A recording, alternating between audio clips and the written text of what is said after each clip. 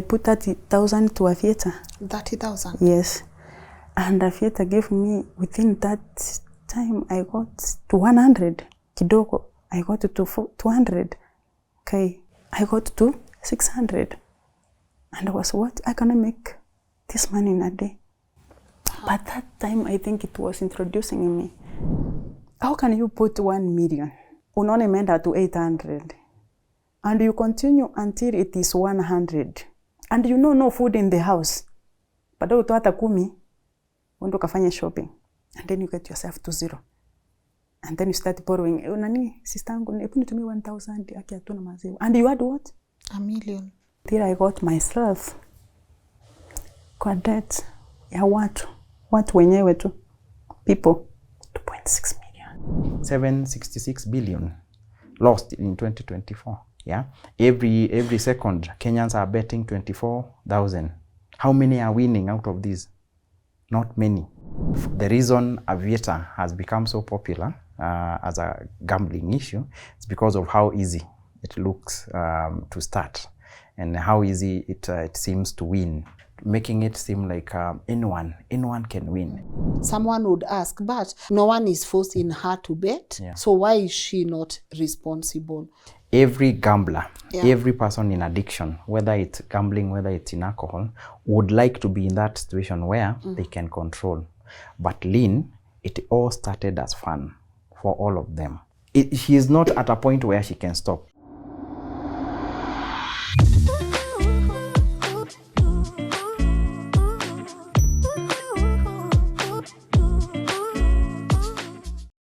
Hi everyone, welcome to today's episode of LNS. My name is Lynn Ngugi, and as always we get to meet and do the 3 things we are doing this year. We are learning and relearning.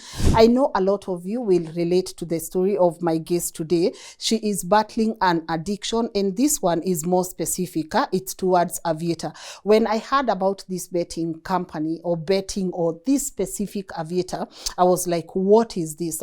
But the more I dug into it, the more I saw people's story, the more my heart broke, because why have we allowed this to happen in our own country? And you know, actually, yesterday we were driving somewhere. Welcome to Nakuru is a billboard with a liquor company that says, you know what, welcome to Nakuru, but the advertisers are a liquor company. And what that made me realize is how much we are joking with addiction in this country, whether it's alcohol, drugs, betting. I know everyone is battling battles of their own, but to be able to live in a country where we've normalized these things, honestly, that breaks my heart. I'm about to let my guest introduce herself so that she can walk us through her story. But I'm also happy that we will be joined by someone I really love. We interviewed him here a couple of years back. That's Chris, and I know a lot of you have seen him on his TikTok accounts and even on Twitter, advocating and just sharing his story and advocating for our healthier nation. So he will be joining us here so that he can be able to break this down for us. And I can't wait to hear his opinion in this matter, because Chris is someone who has gone through it all. But the fact that he was able to pull himself from that addiction and now he's a certified counselor or coach really blesses my heart. So he will be joining us shortly. But before that, also allow me to say thank you to our partners of this conversation, mostly you guys who get to watch every single day. That's something I don't take for granted. You are the MVPs of this platform. But also our partners are TapTapSend. So if you want to send money to your loved ones, why don't you try and check out TapTap? If you're in diaspora, they have great rates for you. And also to remind you, there's a promo code. If you use my name Lynn, you will be able to get yourself a bonus on the numbers appearing on your screen right now. And now, of course, without further ado, please allow me to let my guest today introduce herself so that she can be able to share with us her story, and then Chris will join us shortly. Hi. Hi, Lynn. How are you? Fine, thank you. You look amazing. Thank you. You really look amazing, Katherine. Thank you. Nice to have you here. I'm happy to meet you for the first time. For real? Yeah. I hope you feel amazing. Of course. I hope you feel beautiful energy. Okay. Yeah, you look very beautiful. I want us to start on our conversation. But before that, could you maybe looking at that camera, uji introduce and you tell us unafanyanga nini? My name is Katherine. Yes. Aviator. Yeah, I am a mother. I work as a financial advisor. Yes. Okay. And I really want to commend you for sending me that specific email. I don't take it for granted that you want to share your story. I know you're in a hard place, but I hope maybe by the end of today, not only will you help people understand this addiction more, but this can also be the beginning of your healing journey. And I hope you can be able to look at tomorrow and say, I want to live another day. So I really do commend you for sharing your story with us, right? So maybe from a place you are comfortable with, could you maybe tell us something about yourself so that we are able to understand how did you reach here, and also how much in debt are you, and according to you, what are the next steps you intend to take? Okay, as I've told you, my name is Katherine. Yeah. Yes, I come from a very, very poor background, I can say. No, ile unaambiwa hata poor people can say, you really people, you are really poor. So, yeah, yes, I came from a family of 17. My father had 2 wives with 17 kids. From my mother's side, we are 10, but God took the one, and we are 9. Out of the 10, I am number 8. Yeah, so from that position, we have gone through a lot. Even my education, I remember when I was going to school, I didn't know even I can finish Form 4. And out of the 10 children, only 3 of us finished Form 4. And I'm the only one who passed the Form 4 through a lot. Like unaenda shule, unafukuzwa, unaenda 1 week to exam. And with God's favor, I get myself the top. Sometimes I thank God for that. Until when I reached Form 3, and things were hard. My siblings dropped out of school because of lack of the school fees. But I think every now and then I was using Deuteronomy, I think 28, and asking God, make me the head but not the tail. I want to make this family proud of me. I want to be the one who can change this family.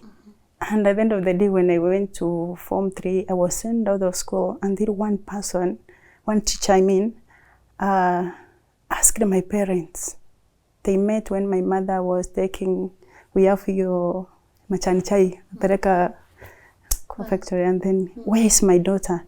You know, this is the person we have who is always working hard.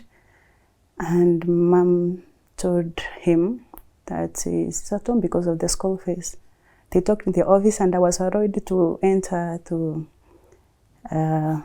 school without paying the school fees. And I was told you can continue the education, and then you will pay back the money even after you finished.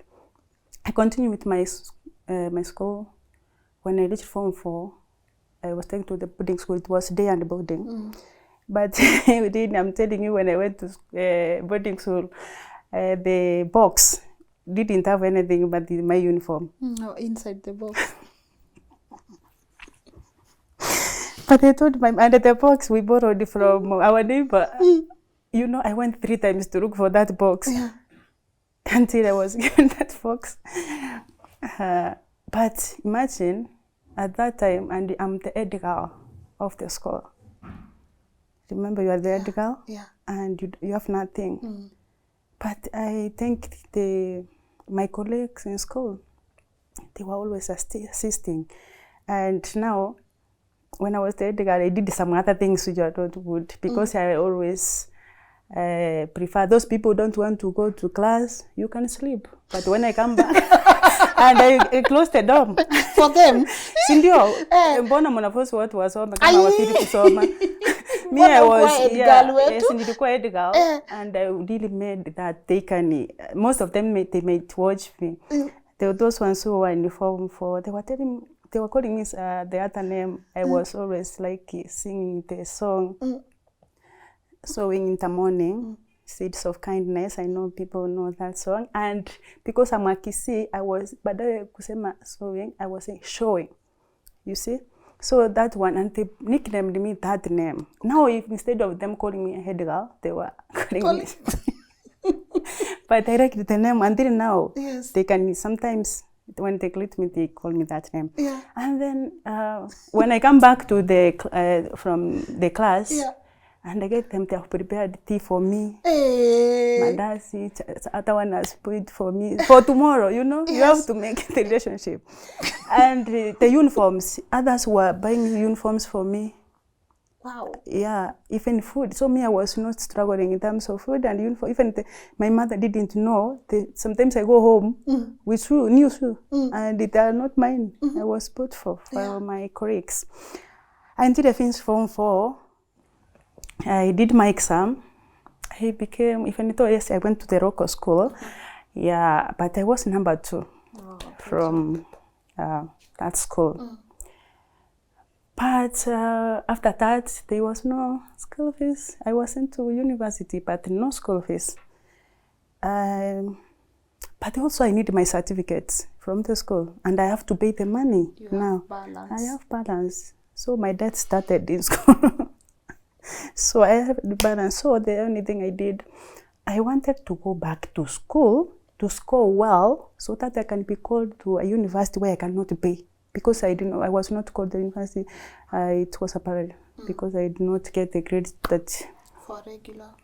Yes. So when I asked my uncles that I want to go back to school, but they were happy that I passed, but I can't join the university and nobody will pay my school fees. And now, I asked myself one question. Now, they told me the grade that you have, most people are yearning to have that. Why can't you be satisfied with that grade? And I saw them that they didn't want to help me out. So what I did, one day when I was at home, rural home, I come from a small village, Machuno, and then one person came from Nairobi, and I was happy. This read has come from Nairobi. So now when I was going to fetch water,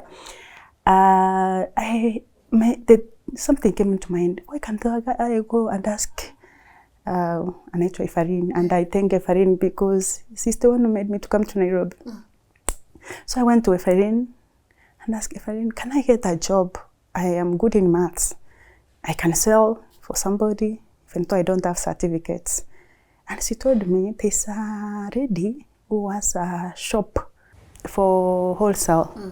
And she really needs somebody to work for her. Immediately, imagine I got the number from the Katherine, and we talked already. Within 2 days, I was in Nairobi. I myself, I didn't know how to come to Nairobi, but she gave me direction. I came to Nairobi. She gave me a job. We were like sisters. I worked really hard, and the work was not easy. Like I call those things unapepeswa hiyo mzigo, mupeleke mukisupply. Me, I thought I was working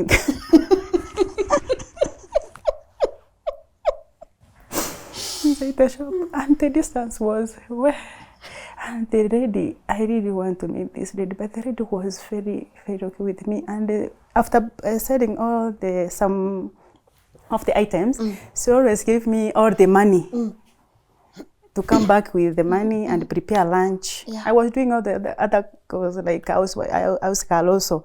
I cook, I wash utensils, and then anaenda hizo vitu. Kesho yake tena tunaamka na tayarisha watoto wake wanaenda shule. And then we start again and again and again.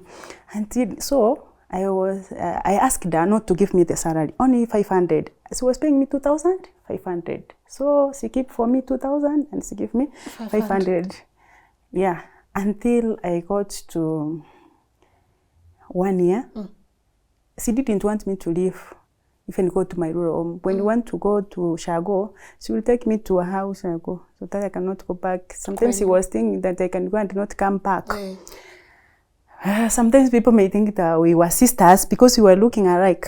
But the difference is that she's a Kikuyu, I'm a Kisii. Yeah.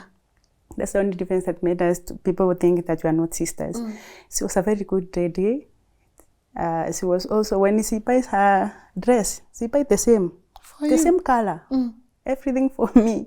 And I was really happy. So one day, I thought of myself. I was created to work like this. No, enough is enough. I asked her, I will work with you. I will be with you. But I want to go and bring my certificates. I know mathematics. I want to go to school and ask to be given a chance to teach so that I cannot forget about education. She allowed me. She gave me the money. I went to Shago. I brought the certificates and I came and I went to ask for a job. But she was not happy. Because umemwacha. Yes, she was not happy. I thought of myself, what can I do? But me, I don't want to continue this work. Nitaizoea, and at the end of the day, nitasahau. It's better I go and teach. And you know, when I went to school to ask for a third job, I was told, yes, you can get a job, but we pay you 4,500. I was happy. Per month? Yes. Teacher? For months? My secondary school. Yes. Where? Yeah. Here in Nairobi? Nairobi. We are talking about Nairobi. And I was happy because now from 2,500 and to 4,500, that's an increment. I was happy. That was back 2012. And after that, I got the job. But and she was telling me, why can't I increase your salary? And we work. But she didn't understand. It's not about the job. It's about me not forgetting my education. And I really thought about education. I do education.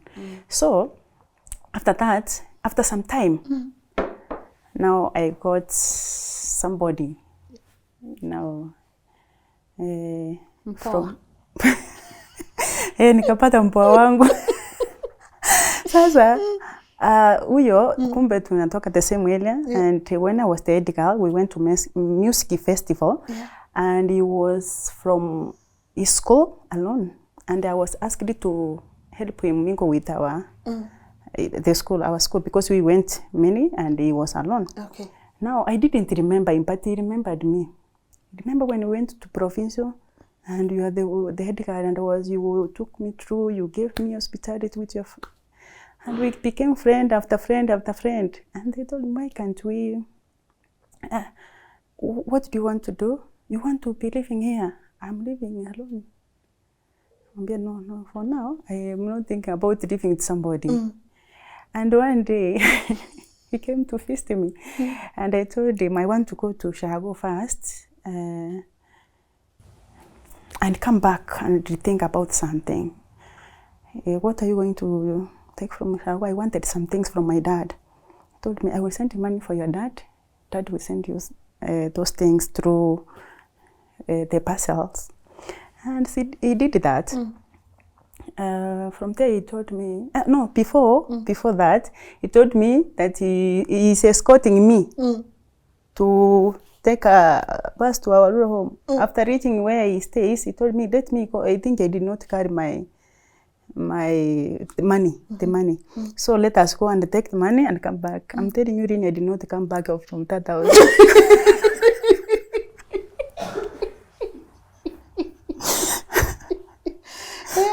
Hey. Even Lilienda.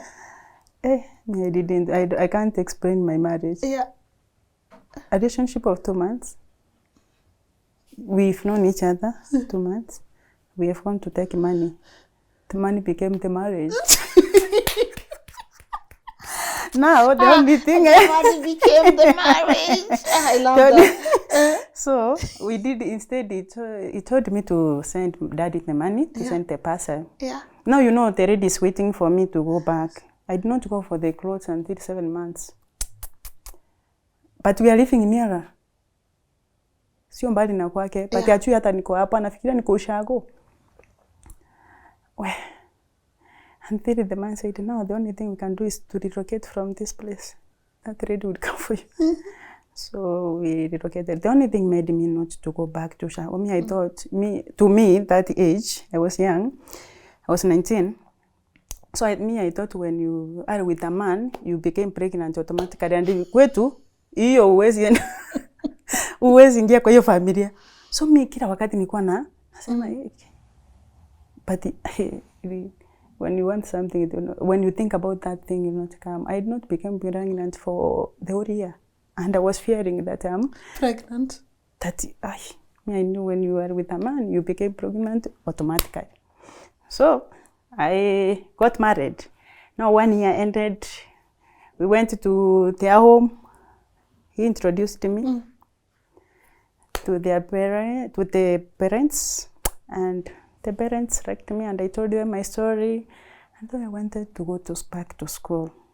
You know, mother-in-law told me, you are a good girl, but the only thing you can do for me, just give me a grandchild, and I will take you back to school. So, mimi nikisikia only a child to be taken to school, haraka sana.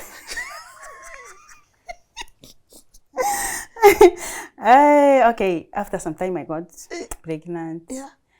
I was blessed with a beautiful daughter. Yes.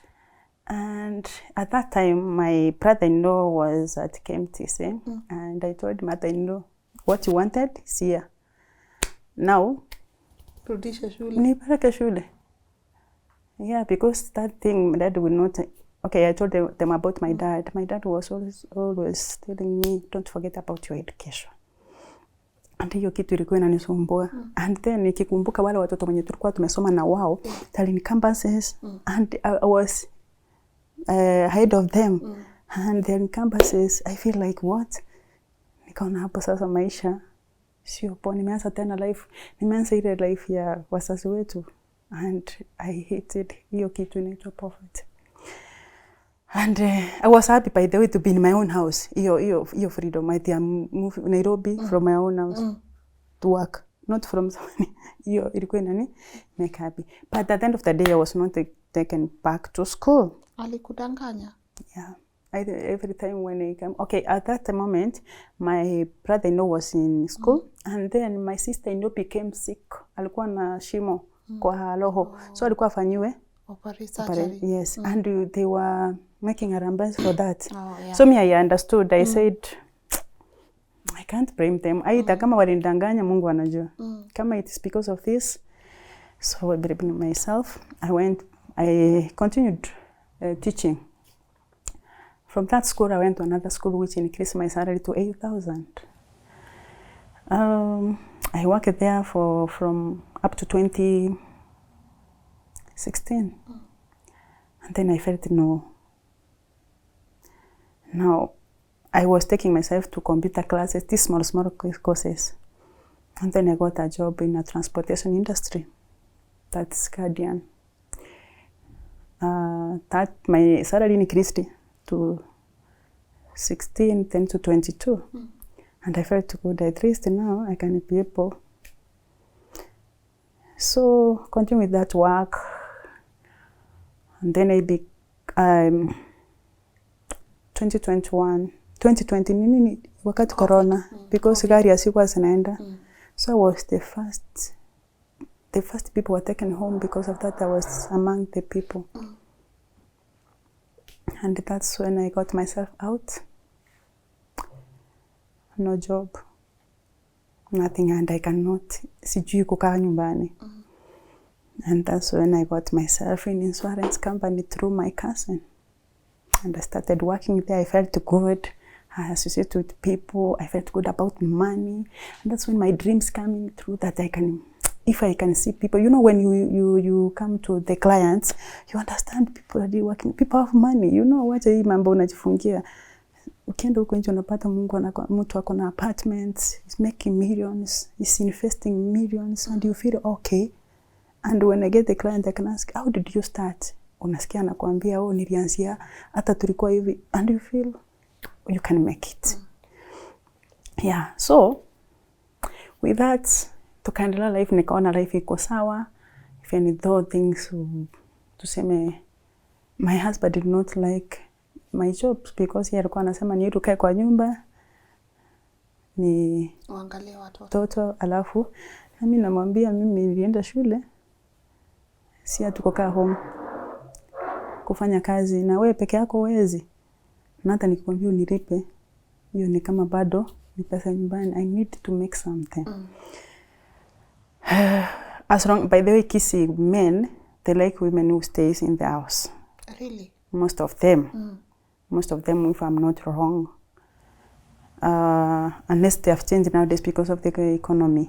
But most of them, they like women who are in the house. Because at the end of the day, we fight. But when you assist each other, things will be. And I really wanted my children. I became from a poor background, but I will never let my children come from the same. Because that one I did not choose. But this one I have to choose. Yeah? Hii ya wazazi wangu, uwezi sijawua unasaliwa wapi. But utajawua kama unalisi familia iko aje. So me, I really wanted that if I can work hard not only for me, not only for my children, also for my parents. They have suffered. I remember my mother working for people. Hata alikuwa anajua kila kona ya shamba ya mtu. Mera, mama anajua kama sijui kama alikuwa anajua acres. So watu anajua kila kona, anajua amewalimia. And I said one day I want to change the life of my mama. Like I don't want her to work for people. So the only thing, will your husband give you money to change the life of your, no, you have to work, you support him, and then you also support your family. Yeah, so that was my goal. Until after some time, after insisting, one day as I was working in Kenyan, I came back and he was telling me, just give me some money. I was collecting the money and then I sent in the evening. So siku moja akaniambia, "Ipo nitumie hiyo pesa by jioni," but nilikuwa nampenga sometimes anarudisha ndio nitume. So once, the second time nilimtumia jioni nikirudi nikamwambia, "Ipo nisaidie pesa nitume before because time ikisha." Tafutoka. Aniambia wewe juu umejilipa, kesho uende kazi. I felt like, but you know, I did not complain because I don't want him to think that I sijamsikia. Even for me, kasema sawa. The only thing I did, I told the person when tulikuwa tuna change shift, kindly asubuhi uamke ufungue for me, I have an emergency. And then if they call you to ask you about the money, kwa nini sitatuma, I make sure my phone is off. Make you tell them that I'm the one who collected the money and my phone is off. And I have an emergency. So, unajua nimeweka simu off niwaambie kwangu hakukuwa na sti. Wa Kenya. So, in the morning, I went there and I told him, by the way, so asubuhi tumeamka, bwana amefurahia sijaenda kazi. Amesema, so ameniambia unajua sasa mimi hata nataka tu relocate hapo. Nikamwambia, by the way, let me continue doing something and look for a house ingine tuhamie hapo. Sitaki watu hapa waone siendangi kazi. So when alitoka hivi, nilikuwa nimesoki manguo. Hapo ndio niliachia. Nikaoga. Nikaenda shift ya mchana kazi. Kutoka hapo nikaambia mwenye tulikuwa tunafanya hapo, mimi leo nalala kwako for I don't know when nitatoka huko. But at that time nilikuwa na mtoto, but mtoto alikuwa anapendanga huyu brother in law akitoka shule wanaenda ushago. So alikuwa ushago. So after that nikaenda nikaishi msichana and then mother in law akaanza kunipigia simu, what has happened, nimesikia huko nyumbani. Nikamwambia mtoto wako anasema nisiende kazi. Na mimi nimeamua lazima nifanye nini? The only thing inasafanya turudiane ni yeye kukubali mimi asiwahi nitenganisha na kazi. The way I got the money to pay back, nifanye tu mzara ilikuwa karibu tulipwe. So I borrowed the money from the friends to pay and then I got the money paid back. He did not give me back the money. But I continued the work. After that, we reconciled about the atakuwa ananikataza kwenda job, nini tukaendelea na kazi. With that, after some time, so we continued until it became now the insurance. So 20 nikaona life imeanza kuchange, sio mbaya, can make it, we have goals. After some time na pia na tena akasema mambo ya kazi huko unapatana na clients, nini, you know. No, I don't look for money, we start a business. And then from that again we separated kidogo. But after some time 2023 now tumekuwa sawa, nimeona life iko sawa. We're going to make it. Now my husband was going to buy a car from Mombasa to weke upa. It did not come back. Why? There was a road accident that happened in Foi with this vehicle called Genesis. And he was among the people. He died there. That's 2020. That's 1 year and some months ago. Sorry. Thank you. So that's when my life started. I said, what? Why? When I think life is going to be okay, that's when things happen. Me, I have my parents. And why? Mbona Mungu anachukua papa ya watoto wangu wakiwa wadogo? Like I have small kids. I felt like hapo ni kama dunia sio ya watu wote. Like kuna watu wamechaguliwa kukuwa happy in this world and others will suffer forever. Like I became depressed kabisa. I was thinking about I can make it alone, take my children to school. Nobody's assisting you. I have a family that depends on me. I have 9 siblings. I have my mother and my father. I have my children. How can I do this? I got, and I started reading the books about finance. And then I read the Bible and I got this thing that in, I think Ecclesiastes 11:2 says that invest in 7, yes, in 8. So that when anything comes upon the land, you may not get yourself into trouble. So I started reading about how can I do it. For me to succeed, I must have not 1 income, not 2, not 3, not 4. I must have 7. And when I was thinking about it, I got somebody who introduced me to Forex. Wakati niliintroduced kwa Forex, so kama mimi sijui Forex, but I wanted to train myself. But before that, I can give you the money. You invest, you do the trading, and then tunasagawana the interest.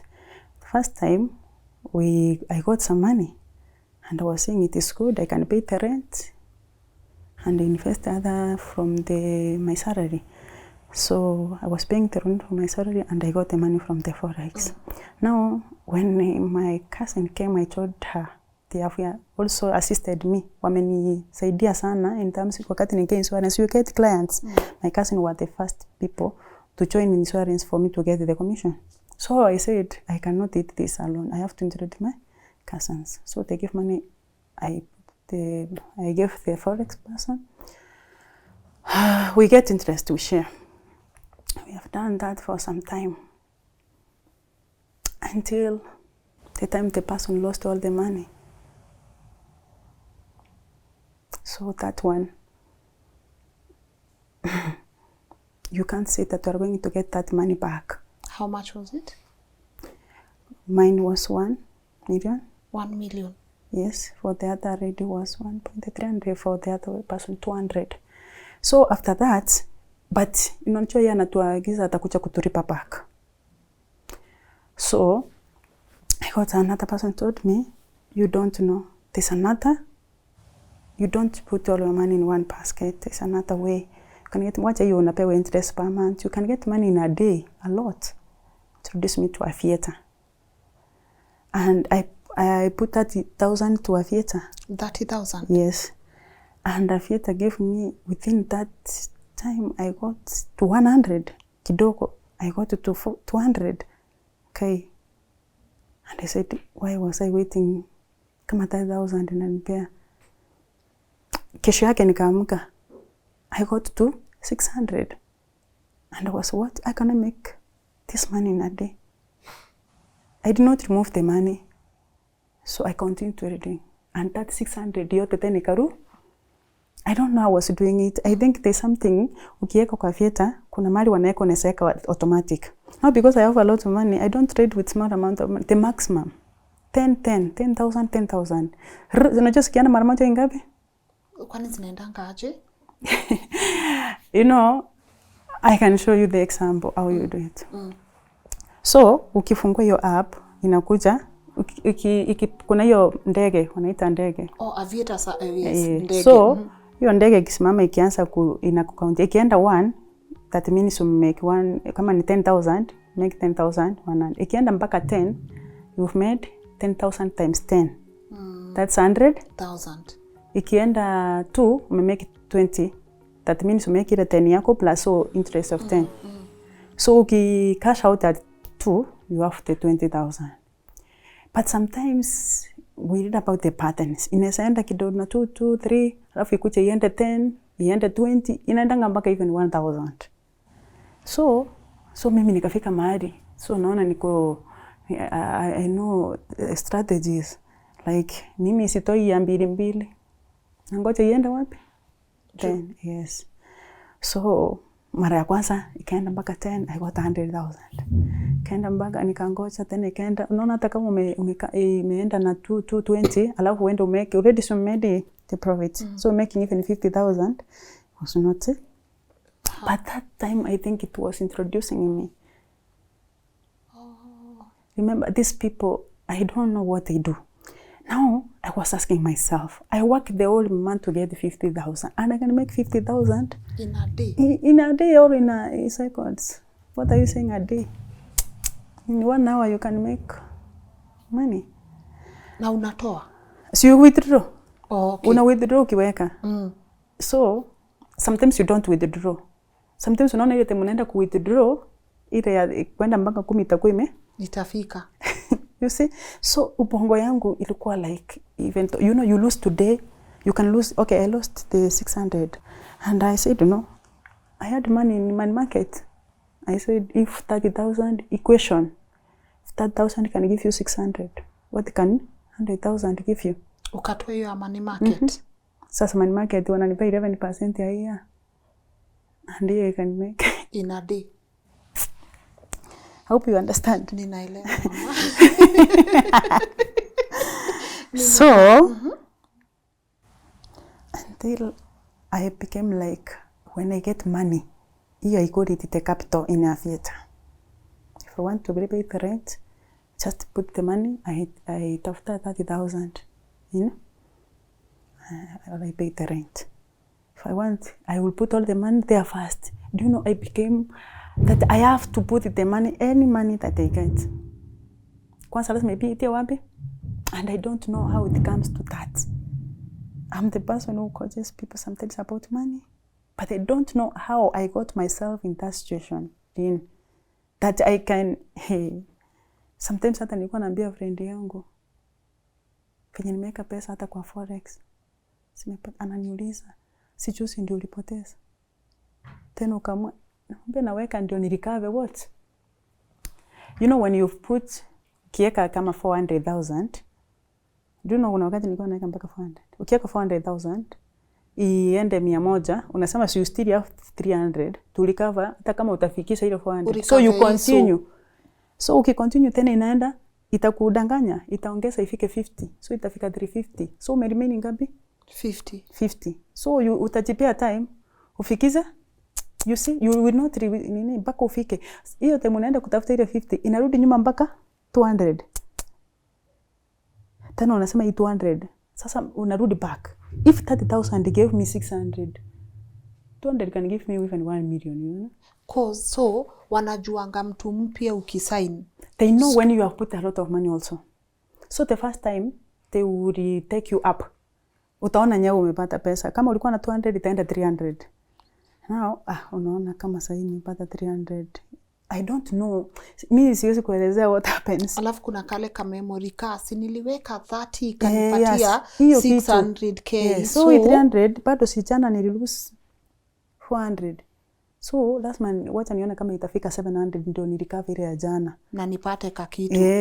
Unajua our aim is to get the profit. Yes. To recover and get, instead of recovering you lose it all. Now itaendelea itafika umelose 1 million. Na iye ya kwenda kuweka kama 400 unatoa wapi?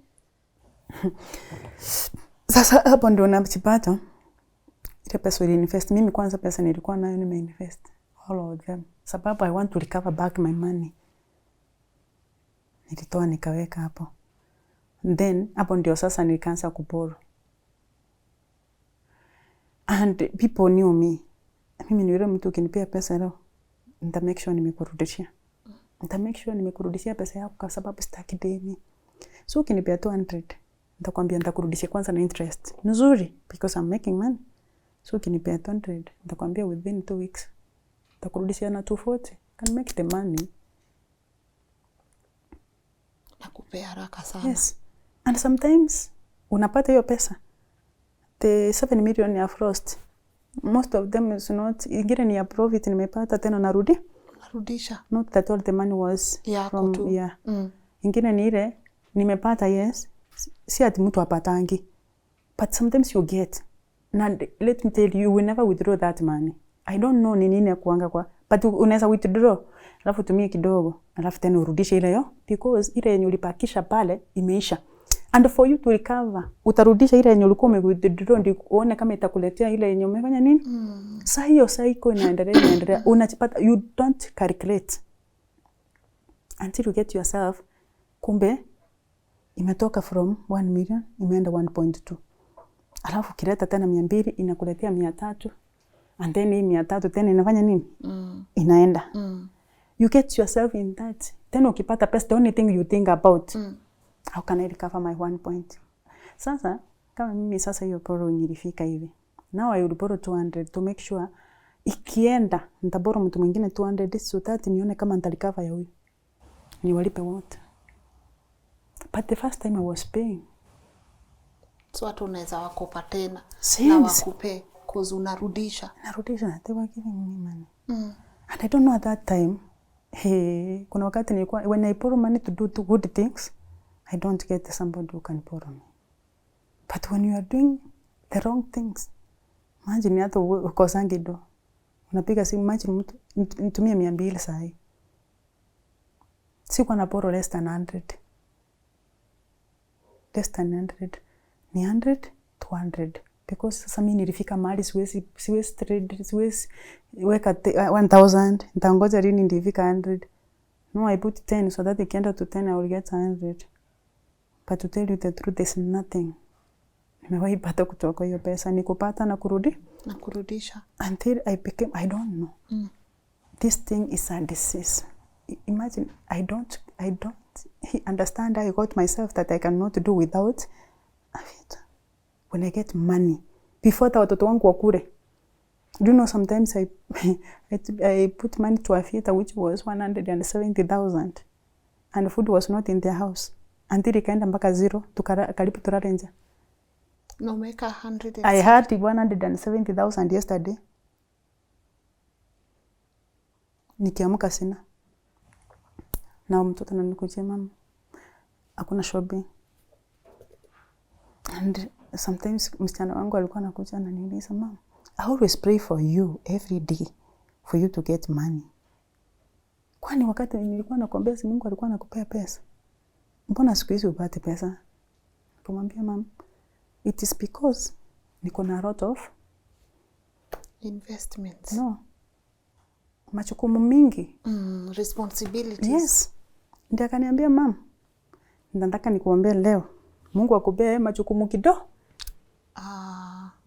Yeah, because when we lost their father, nilikuwa nawaambia, wacha niwaambie, baba yenu atatuacha, mkisema baba yetu uliye juu mbinguni, juu ameenda mbinguni, pea mama pesa tupaie, na ukweli atatupea.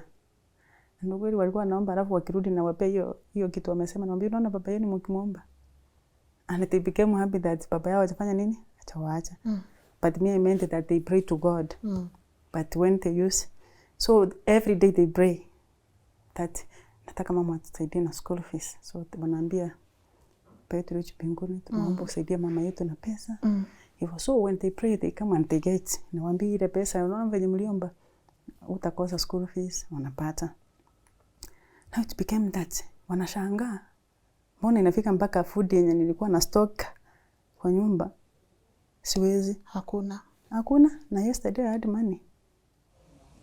Kwenda kazi ikakuwa ngumu. Sometimes I wanted to quit because I cannot. concentrate kwa kazi. Tena nikikumbuka when my husband died, I brought my mom to stay with me because nakumbuka venye alikuwa ananizika. Ndasambaza watu. Nikasema for now I may not have money to give mom whatever she wants, but if I stay with her, ile kitu niko nayo tutakula na yeye na achana kwenda ndio nisimuone akienda. So I brought mom here to Nairobi. Mama anakuanga na ile ana trust that as long as I'm there, everything is okay. My mom prays for me every night. Sometimes unamsikia sana na usiku akiniombe. And I wonder why, God? You said in Jeremiah 29:11, you have got plans for me to prosper, not for harm, for hope.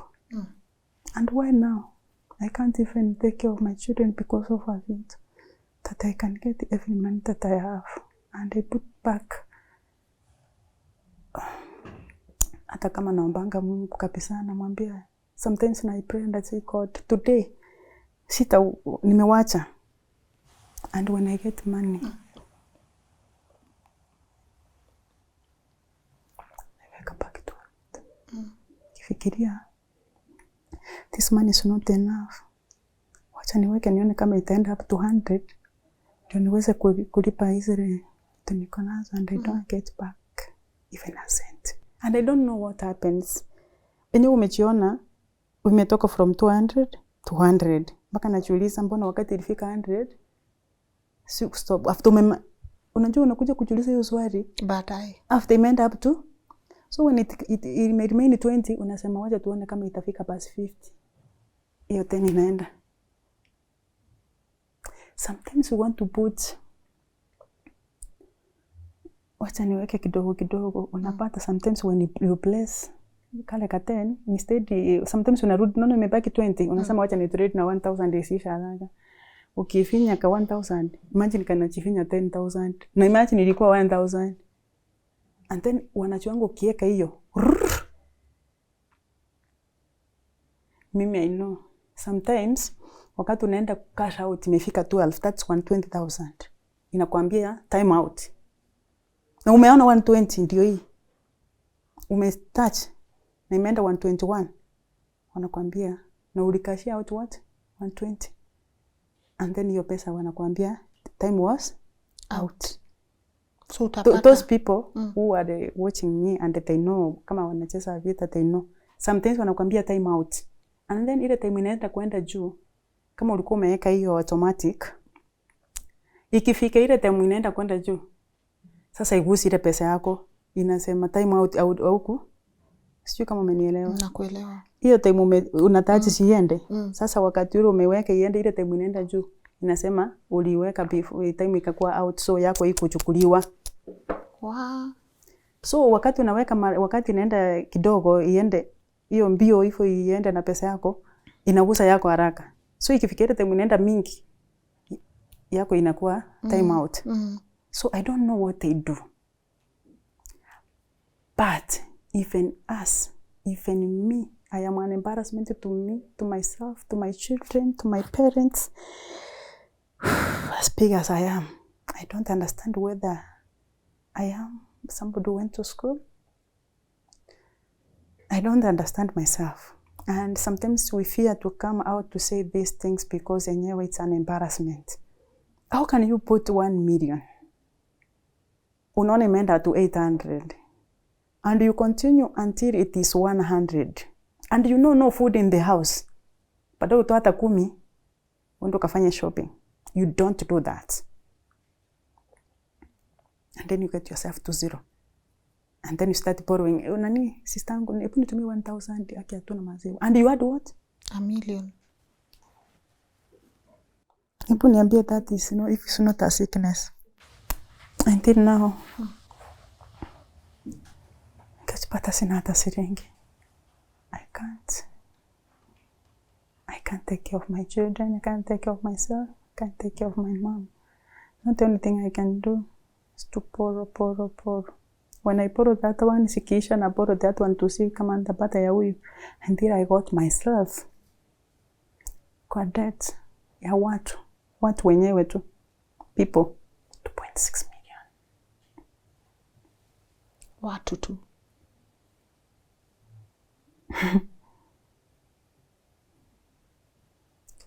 Asking myself, I've never been in that debt. Mimi sipendi kuchukua pesa ya watu. I've never. Hata nijipate nimeporo. Kama nitaporo from asako. Yeah. Yenye najua watakata from, na nimesa calculate. Wakikata nitapakisa pesa yenye nitafanya all my things, and also I save. I was that good. Like I had savings. If it is for my children, I had, until now I stopped saving. Because how can I save? I took the loans until my payslip was off. Now when your payslips are off, what do you do? So the day that I wrote mail to you, when I saw myself that I have nothing, no hope, nothing, I am an embarrassment to my family, to my community, to my children, that mimi nimeachiwa na Mungu amenipea watoto, lakini mimi nimeamua through my ignorance, and I can say I don't know. Is it sickness? Is it ignorance? I don't know. I can't explain that I cannot be able to take care of them.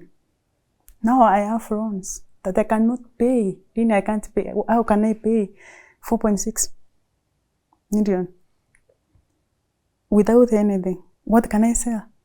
I don't have anything. The only thing I can say is my kidney. It's because I don't have anything. And I thought of myself, the only thing I thought of, niliangalia papa watoto wangu nikasema yeye amelest na ameniachia watoto, what I can do is just to take off my life and also lest, because niliuliza Mungu, wewe umeona nikiserve since childhood up to now, kama unanipenda sasa ungenipea sikino hii kitu ni mbaya, kwani si upongo ni wewe umenipea? Na mbona nilikuwa na continue while you are watching? If you really have good plan for me, how can I continue with this until sasa nimefika end? Yani hapo kuna rock bottom chini yake. Mimi sijui kama nilipaa, because there is no hope. And then nikaanza kutafuta. The only thing I got in my house is the Star Soft. I wanted to drink that, but nikaona hii kitu inaweza, sababu sijui kama inaua haraka na siwezi fungua kwenda kwa hizo room zao. I want to look for something that can kill me faster. Nikasema what I will do, nitaamka asubuhi nichukue laptop yangu niuze, ninunulie watoto food, alafu ingine ninunue kitu nyingine nimaliza haraka. And I went back to, siwezi lala, but sijui usingizi ilitoka wapi. Nikiwa nimelala, and then I don't know what happened. I was dreaming, and the only person who came to my mind to talk to Lynn. Okay. Did you see the time I wrote the email? It was at 3, right? 3:38. I don't know what happened, but mimi nilikuwa najua hiyo siku. Ukweli kwa Mungu nilikuwa nimepanga. But nikajiuliza, what can I do? The only thing silikuwa sinalingi kwa mind, ama ninunue sumu, tukunywe mimi, tuweke kwa food, tukule wote. Mpaka mama, chukuse hata mama na mwachia nani, na watoto, na my brother. Tuende sisi wote once and for all, because of that salary. And when I slept, the only thing, I don't know, Lynn sijui of course I watch you. But nilikuwa nasema siku moja nitakuja kwa show yako juu ya insurance, not this. Nilikuwa nasema one day nitaenda niambie watu about the insurance, how to save, and I will talk to him. And that's when I got your email, I think 1 year ago. And then I came talk to Lynn, Lynn will help you. And nikaandike email ya kwanza, haikukuja from the phone. Nikaona your phone. I think Mungu hapana. It's not Lynn. Let me do what I'm supposed to do. Then nikilala kidogo tena nikaamka. Siwezi lala. Write to me, to Lynn. talk to Lynn. Me the only thing I knew, utaniongeresha. Sio kukucha hapa. Utaniongeresha. I think nipate ka hope. I think nipate nguvu ya kwanza again. But sometimes najiuliza, where? Unastartia wapi? And then niko nauliza, asubuhi nikiamka, it was on Saturday. And then my children came, Mom, remember we are going to church. Come on. Tuende church, tujitayarishe. Tuni thing niliwaambia, wakaenda wakajitayarisha. Sasa wanaona wanakuja wananiambia, Mom, unaona nakaje? Si uoge, mbona wewe uoge twende? Waambia it's okay, sasa nyinyi mniaje? Nioge, and then I will join you in the sitting room. Nikaoga. Nikaenda wapi? The only thing I did is to make sure my phone is what? Off. Sijui kama ulireply, I didn't know. And I went to church from morning. Mpaka jioni, of course, tunaendanga Saturday the whole day. In church, I forgot about I don't know how I forgot about Kenyan nilikuwa nifanye. Tuwako church, and the only thing ilikuwa inapoichiwa that day, that as long as you are with God, hawezi kupa kitu yenye hutaweza. As long as you are alive. And the lesson, kuna hizo lesson wanasoma in the morning before tuende kwa mahubiri. And I got that lesson. Sometimes naendanga late, napata wamemaliza, but hiyo siku nilifikia. And they was just insisting about don't give up. Just even the Bible, kuna mwanamke alikuwa widow, and then you say yenyewe mimi ni widow. Na aliulizwa ni nini uko nayo? Akasema just little oil. And then the only thing alimwambia, go and pour the vessels. Bring and from that time the woman did not lack anything, not even food. And I asked God, si uniambie mimi niko na nini? What do I have? Yes. Me, and I said, okay. I think one day you let me know what I have to use. Because now I cannot even, if it's borrowing vessels, I've already borrowed the money from everywhere. And I don't have a place to start from. Now, these people are calling me even now and then. My money, give me back my money, I will take you to this and that. And remember watu pia, ni kama wamechukua pesa yao yote, they trusted me. Na hao hiyo ndio wanategemea hata walipie that talent. And I feel like, nimekosea watu, like, nimekuwa con woman. Nimekuwa kama con woman. Because that's, wow, hiyo ni kama kukoni watu. How can I explain to people that the money you gave me, yeah, nilikwambia nitarudisha. Mimi nilikuwa naenda mpaka kwa mama wa M-Pesa, namwambia kwanza anakupaka na namba yangu, nitumia pesa. Nitakupea by jioni na profit. Na yeye anamtumia profit mzuri. Sasa nikimwambia hata kama yuko ataambia mwenye huko, ona hiyo namba ya Katherine, mwambie umtumie hiyo pesa. Now I got myself in that huge debt. Yenye mimi mwenyewe hata mtu akiniambia umeishika 7 million nitakukataza. Mimi how? But when I calculated, you know that time I was not calculating. Now I went back. I started asking myself, you know, hata watu unajua unaborrow and you don't know until that person calls you, that's when you remember you are alone. Yake. And now the Bible told me, write it down. Chua kila mtu. Unajua nikiandika huyu nakumbuka kumbe niko na huyu. Nikiandika huyu kumbe niko na huyu hata 3,000. And then I got myself that the people before tuende kwa hata institutions, I have 2.6 million. Hebu niambie, ni kazi gani nitafanya? Which one can I do to get 2.6 million even in a year, in 2 years, not even in 3 years, to pay back the money? You have seen the evidence that I have put money back, but I can tell you the 7 million was plus the profits. Yes. I cannot say it's all the money that I've borrowed. But the money that I've borrowed is 4.6 million. Na zingine zenye hata sijui sikuna. But zenye sikuweka ni zenye sija invest in that. Then tell me, kama ni wewe unaweza fanya nini? Do you have hope? Do you really have hope that I can pay the money and also take my children to school And also take care of my mother. Sometimes mwenye anakuwa mgonjwa, I'm the only one who can take her to the hospital because peke yangu kwetu ndio niko na kazi. Hata wengine wakikonjeka, the only person they can call is you. So sometimes I ask myself, I'll feed my family. God alinipea chance. Akiwewe kwa watu wote. Wacha nikumnajua ulini ukiwa na kazi kama hii. Usifikirie that you are wewe kuliko wa sister zako ati hawana kazi, you are wewe ndio atuliwaka. It's not working hard. Ni favor. Mungu alikuchagua. Ati kwenu wewe sasa kuwa na kazi. Na atustahili kukuwa proud that I worked hard for this. But you have that. At least wewe si ule wa kuomba. Nieli niombwe. Lakini si ati naomba. Ni favor. Ni favor. Mimi naambianga Mungu thank you because I don't want to pray my sister, they do not finish school, they do not get a job. But mimi ukanichagua kwa familia yetu, ukanipea kazi. Nifanye, nisaidie wazazi wangu. And then I take care of my parents as if I am, sitaki kuangalia wengine. Nasemanga wacha ni assume, mimi ndio nimesaliwa peke yangu. And I take care of I will never ask money. Even my mom is like, oh, hello. Because I know, if they can take care of themselves and they don't give me problems, oh, sina nini, then let me take care of mama. Let me take care of dad. Sasa imefika mahali penye mpaka dad jana alinipigia simu ajui kenye kinaendelea. Atinipea sadaka. I cannot be able to send even 200 sadaka.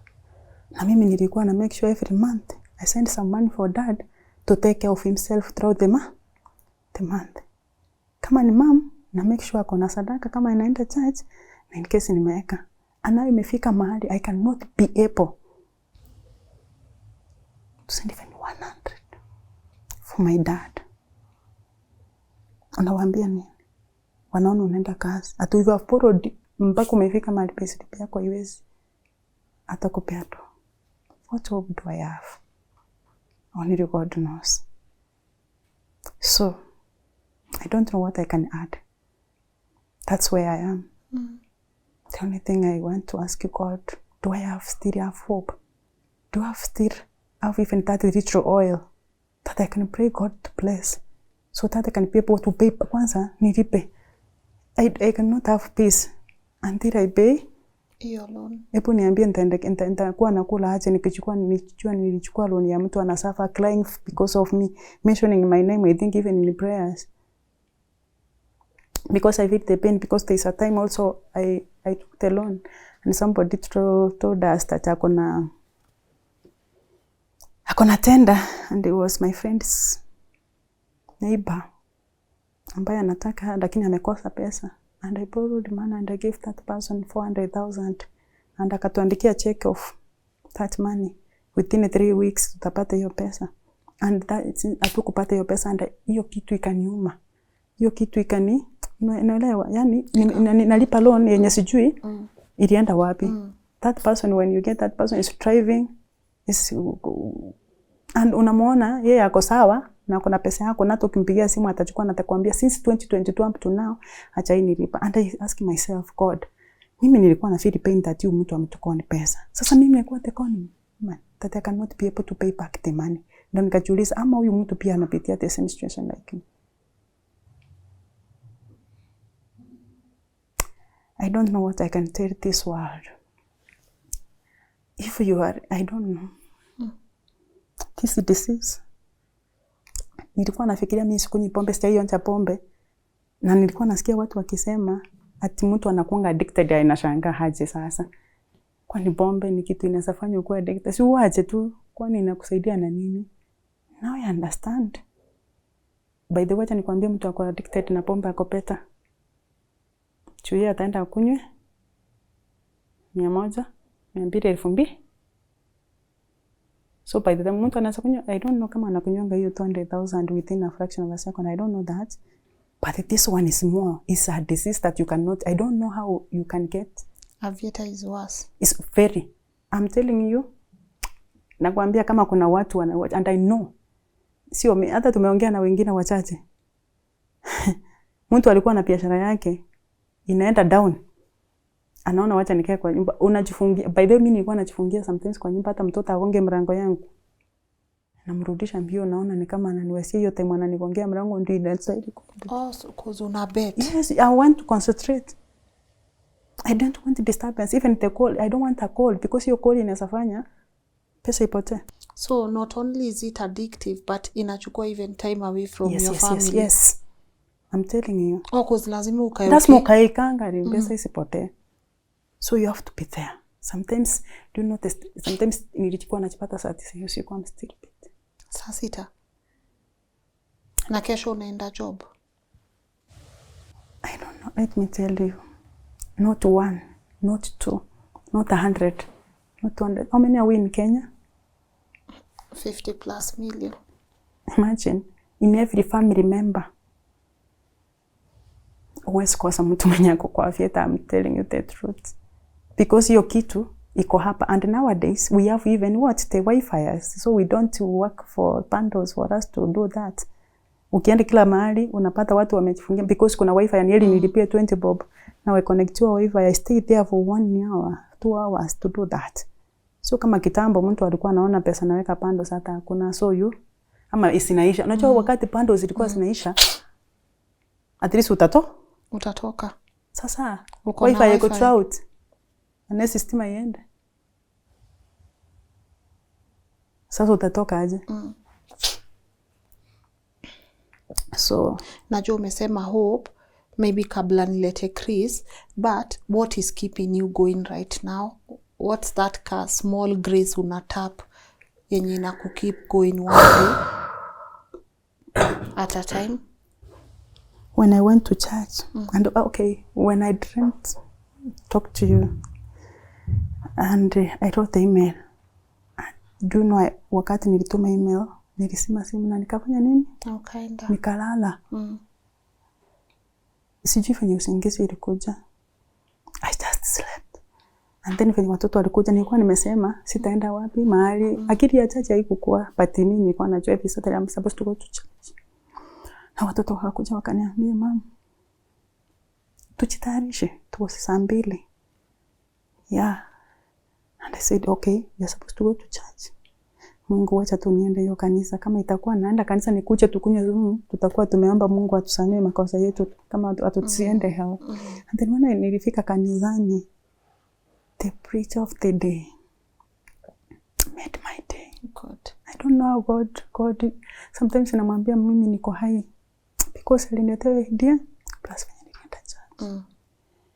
And then my children wakati walikuwa wanakuja, alafu ananiuliza, mama, niko aje? Niko smart? And I said, these children are very innocent. Why do I want to punish them because of my mistake? And I saw, hiyo time I don't know, hata niliona the beauty of my girl. Finished iona. And I saw my boy coming to me. And when they wake up in the morning, they come and hug me. Mom, good morning. Atuendi church. All of them watakuja wote. And I felt good. That God, yes, I may lose money.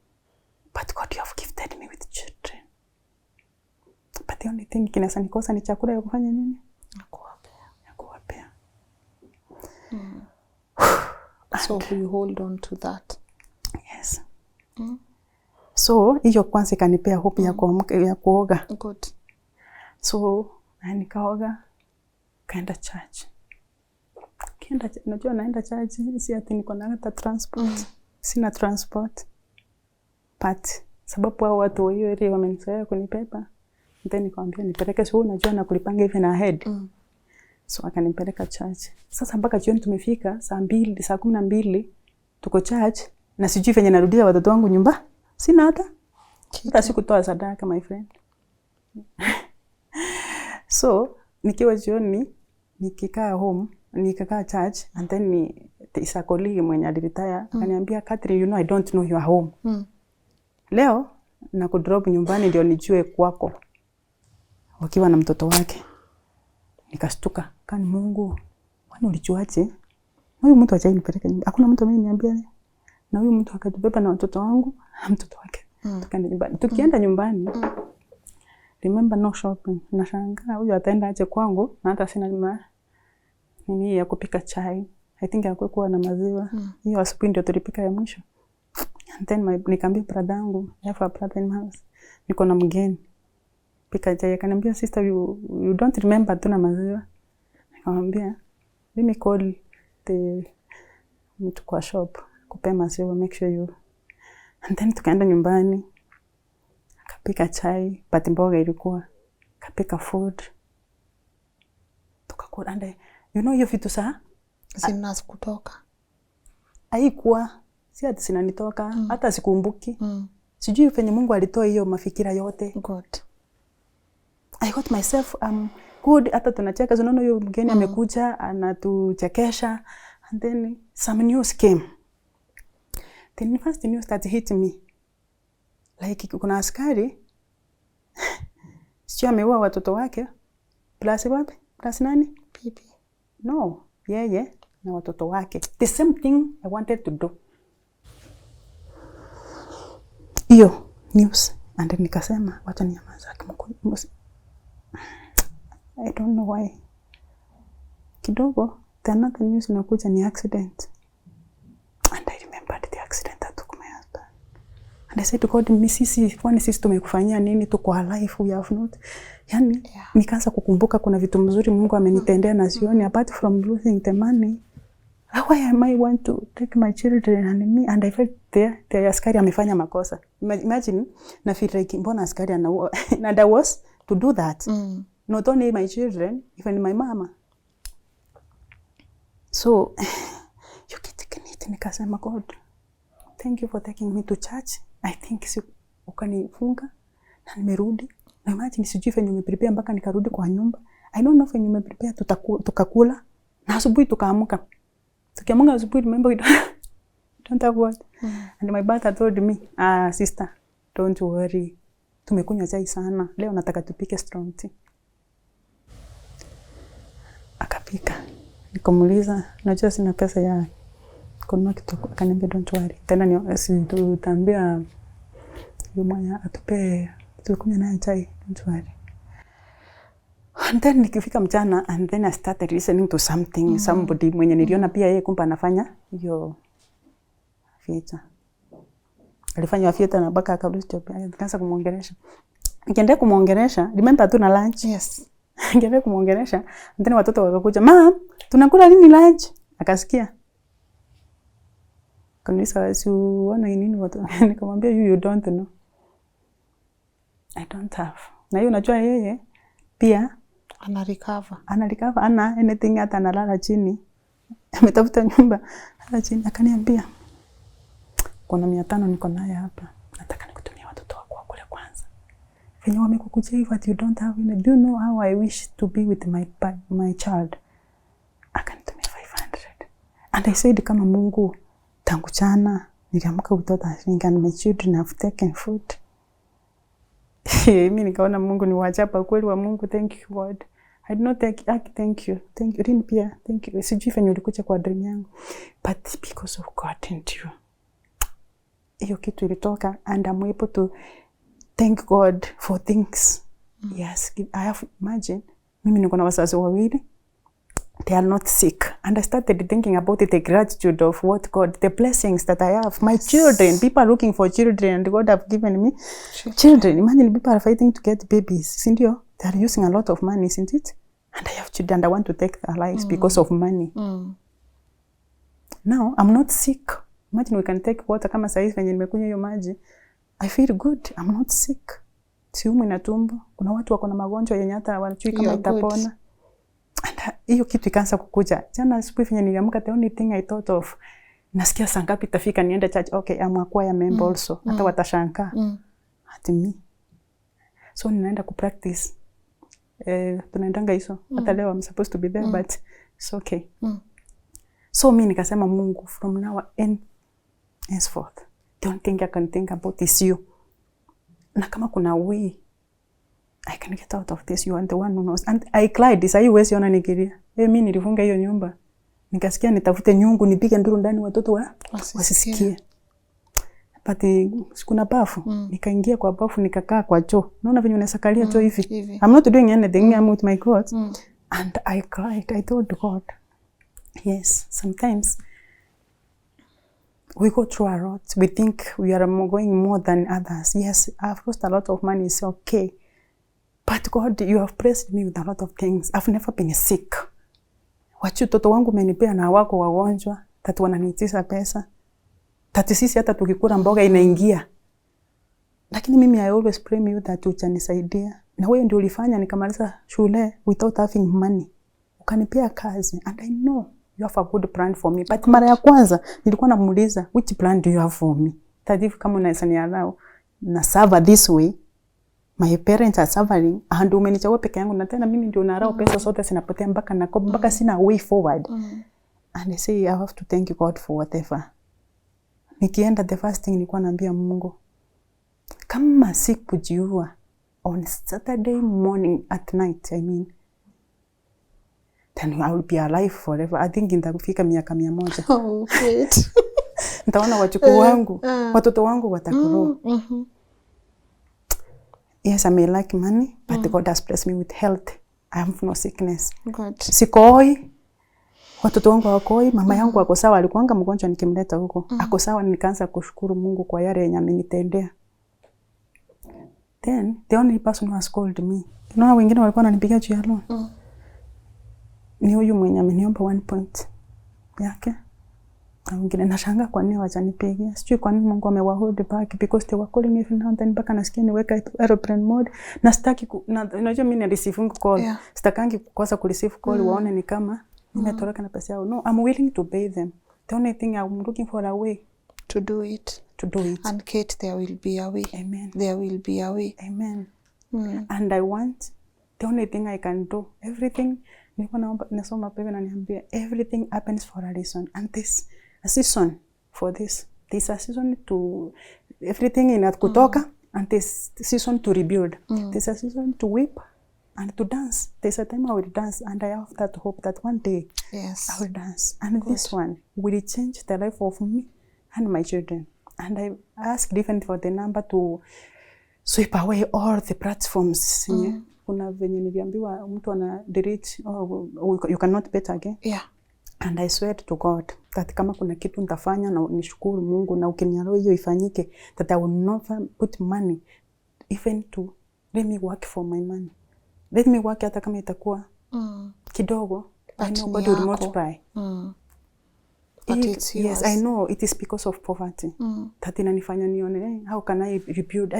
Nilikuwa najiuliza, Mom, hata nyumbani hata sichamtenge. Na nilikuwa that I will do that. My brother came to Nairobi after getting a B minor, knowing that my sister would take me to university. And he told me, sister, wacha nikwambie, mimi sitaki hata uajiri msichana wa kazi. Umeelewa? Nataka nifanye kila kitu. Nikamwambia, yes. What will you do? I will cook. I will mop. I'll clean. Everything. Nikamwambia kitu utafanya ni kufua. Sawa?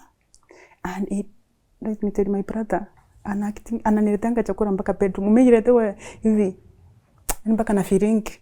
My brother is doing extra. And sio mimi nimemwambia, remember? Ukikuja kwangu hivi stay yenye brother yangu unaweza fikiria. Na si ati mtu amemwambia. And I felt that niko na deni yake. I have to fulfill that boy to go back to school. And I believe that one day, sababu nimemsaidia akiwa secondary. Sasa, akona hope tate? Ataenda university. Mama akona hope like? Utamtengea. Watoto wangu mpaka msichana wangu ananiulizanga kila siku, mama ni lini tutakuwa na kampuni yetu? Sasa 2026, unastahili kuwa na kampuni. And then we must have, na tena kila mtu akuwe na room yake na swimming pool. Sijui wanatoanga hizo story wapi. And then tukamwambia tuandike na wewe chini that 2026 I have this and this, and also I had my goals. So nikiangalia hizo vitu zote na niangalie mshahara yangu, that's why nilijipata kwa hizo vitu. Nikiangalia zile vitu zimesurround all the responsibility that I have. Hapo unasikia brother yangu ni mgonjwa, ananipigia simu ananiambia, imagine hii mguu yangu kuna shida ya mguu na nastahili kufanywa operation, I need money. Then person wanapigia nani? Kate. Na mimi si ati nasikianga vibaya nikihelp my brothers and sisters. I'm telling you, hata they can say. Mimi naletanga hata my sister yangu Nairobi na make sure nimewapea pesa waanzie biashara. Nimeishi na wao wote hata kama ni wakubwa wangu. Mwenye sitaishi na yeye ni mwenye ananifuata juu yeye aliolewa. So haiwezi kuta hata wengine lakini sababu ni wakubwa. They have children almost my age. But nilikuwa nasema I have to badala ni wapee pesa, let me empower them. So when I get money, kuna mmoja nilichukua nikampea pesa si biashara rentia nyumba. Akaishi na watoto wake. Akaishi peke yake kwanza, biashara zikakuwa sawa, akapata ameleta watoto wake, ako sawa.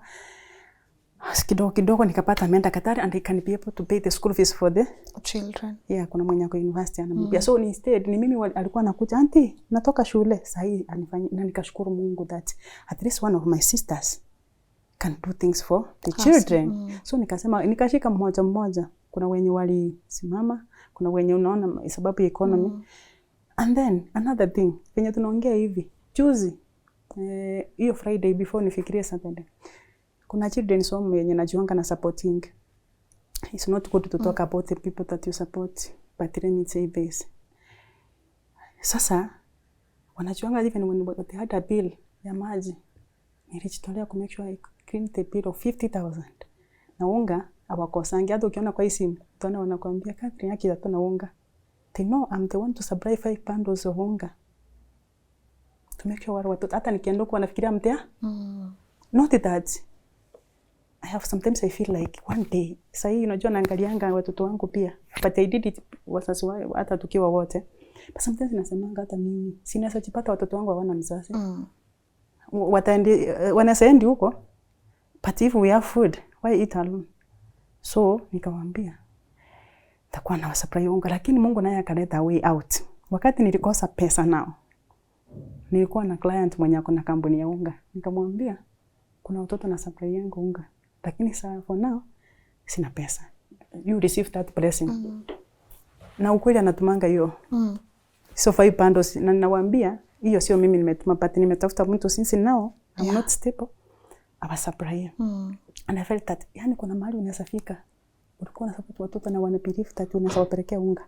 Alafu fike mahali you cannot give even unga ya watoto wako. This life balance hakuna. Yani mpaka sasa juzi akaniita akaniambia Katherine, you know we believe in you and you know we must support sana. Sasa tuko na project hii project tunanyanganya. Unaona na believe that inaweza tafuta 200,000 atinaweza tafuta watu tutafute 200,000 ama tutafute hata kale ka 50 kama ile yenye tulipa maji. Wasinyanganye shamba. Do you know mimi nilimwangalia hivi nikaanza kutoa machozi. Hakuelewa ni kwa nini. Nikamwambia wacha tuachie Mungu. Sikumwambia the story. Pia tunachia Mungu kama inaweza we. Amen. But I want to bring Chris, but I know there is a way. There's a way. Hakuna venye hizi vitu zote zina happen in your life na ikuwe ni mistake. Ona uko na sio mistake umefanya. No, wewe umefanya the mistake, but hakuna venye hizi signs Mungu anakuletea ni mistakes. Hizi signs za mom tunaenda church, mom tuna nini, mom hakuna venye you get it. Yes. So you hold hapo, but I know there are people who might want to support in small ways. Maybe ka bundle kaunga hapa nini. Are you comfortable giving out maybe an email or a number for someone before to figure out? I know Chris will work with you a journey. Yes. Professionally, what you should do, the ABCs. But for anyone that might want to pull ako ka support kadogo, maybe before I let Chris come and you go rest there, kuna contact sama, how would you want us to go about it? Okay, I can't say at this moment I don't need help. Yes. I didn't know I'd come this far to ask also for help, but I may need it for now. And if it's God's will, I will give out my number. And for all those people who will reach out, I know people are going through a lot, not only me. Yeah. People have lost a lot of money.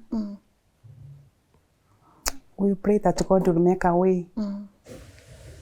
Yeah, so I will give out the number. It's okay. Feel free to kupeana number. Okay, my number is 07 18 64 04 62 07 18640462. Na full name sitaleta? Katherine Obiero or Katherine Kemuma. Okay. Yes. Good. Thank you, Kate. Thank you so much for having me. I know if it's... I'm happy. Me too. Kai mimi nimesikia hata ni kama sina shida. I don't know, talking inafanyanga mtu na vile. It does that. Thank you for giving me this chance ya Lynn. Mungu akubariki sana. Thank you for just thinking that there's a way we could help. I'm glad you are here, really. But you know, you are the venye Bible inasema in Matthew 5:13, you are the salt of the world, you are the light. By the way, I don't know how I came here, because since that memory I talked to Lynn, I got healed. I got hope. And also with my children, may God bless you. We cannot give you anything, but I'd say for bringing up this platform. I don't know how you started, but may God bless you for the people you have helped. Nambako unaniitia ati mtu mwenye ananisaidia kai. I didn't know. God bless you. And it will be okay. Unaona, nimekuambia kila mtu hii life akona challenges zake. I know betting right now. I don't know what we will do as a country, honestly. Maybe from where you are watching, the people who claim to be leaders in this country, people who can help in making sure that hizi vitu ziko hata restricted. What would you want them to know? Maybe you can use this as an opportunity to talk to the policy makers. Mimi kwanza nataka, unakumbuka wakati Matiang'i, kuna wakati Matiang'i alipana out this thing. By the way, I think that thing was okay. And I will ask Ruto, sisi ni watoto wake. Na nataka economy yetu. Haki kuna watoto wako university wameachia shule njiani because of this. I'm telling you. Kuna watoto wameacha wanapewa school fees ama wana apply for help. Hiyo pesa ikikuja because of zile mashida wanaona siko nyumbani. Then wanaona wacha tuweke tuone kama itaongezea. Not kupenda kwao. Let me tell you, for you to start doing this, you are uncomfortable for where you are. Yes. So, na kuna wengine wamefunga biashara. And now that's why atopate jiulize kwa nini economy iko mbaya. Because most of the money, where do we take it? I don't know who are these people who are benefiting. Na wao wajiulize maswali. When you see somebody crying because pesa imepotea. I don't know how God, ni Mungu anawabariki. I don't know isiweta ni Mungu anawabariki wapate hiyo pesa. Because this is not a thing like, it's not a business. Like mtu, at least upate na mimi. Nikikucha ninue kikombe na 20 bob. Then niuse na 30, nimepata 10. That means hata wewe wakati uliniusia ulipata yako. That is but this one, that mimi nakuja ni kama nanunua kikombe sinapasuka kabisa. Tena unanunua. Is that mimi Kenya naomba Mungu na kama atasapitia our president, let us ban all these things and our economy will come back, because we are suffering. Remember, nimelose how much? Ningekuwa nimeiweka mahali pazuri, economy bado ningecomplain kweli? No. Singecomplain. There are things we are supposed to do like that one. Me, I can pray that kama Mungu anasapitia our president, because yako na hiyo nguvu, si ndio? Ako na hiyo nguvu ya kufanya hiyo kitu isi happen. I know, yes, kuna wengine wanasema that they are source of business. But that wacha wakule hizo sasa wameshakuwa ni mingi tayari. Wacha wakule hizo waanzie biashara zingine zenye zina benefit everybody, then people are crying you are happy. Yes. Thank you, Kate. You're most welcome. Sijui kawa wanasikiza siku hizi, but I hope they listen. And as I said, one step at a time. Sure. One step at a time. For now, you are still here. Yeah. And that matters. Happy. You are alive. Yes. Your children are alive. And that matters. So, lazima kukuwe na reason. Kwa nini hizo God alicheza na hizo signs hapa na pale, si ndio? Yeah, sure. All right, so guys, now allow me to quickly bring Chris on here so that he's there watching. I know he's analyzed the entire situation, but I also think we need an expert to be able to tell us where do we go from here? And when we even call this an addiction, what exactly are we talking about? So Chris, karibu sana. Asante. Nice to see you again. Hey, 3 asante, years Lynn. later.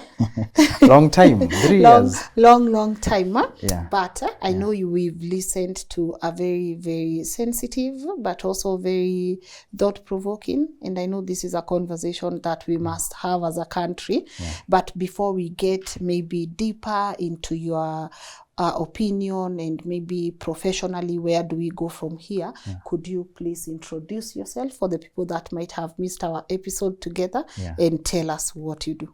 So I'm Crispus Githai Kimaru. I'm an addictions counselor, international certified addiction professional, ICAP. Yes. I'm also a recovering alcoholic, recovering sex addict, and a recovering gambler. Yeah, all the three, the package. Yeah. I also train at a college, a diploma college called SAPTA, and I also manage a rehab in Wangige called the Resolutions Recovery Center. Okay. So basically my work is about recovery and helping people in addiction, any form of addiction, whether substance addiction like alcohol, mogoka, all those, or process addiction like pornography, gambling, and such kind of addictions. All right. Yes, and I'm grateful to be here. Good. Yes. I know sex, alcohol, smoking, drugs, that we've really, when we talk about addiction, that's the first thing people think about. Of course. We don't talk about gambling addiction enough of the times, right? So maybe the first question I would ask you before we get to Kate's story, how often are you dealing with matters related to gambling, and especially Aviator? When we are talking about Aviator, what are we looking at? Wow, the situation is bad. Lynn, the situation is bad.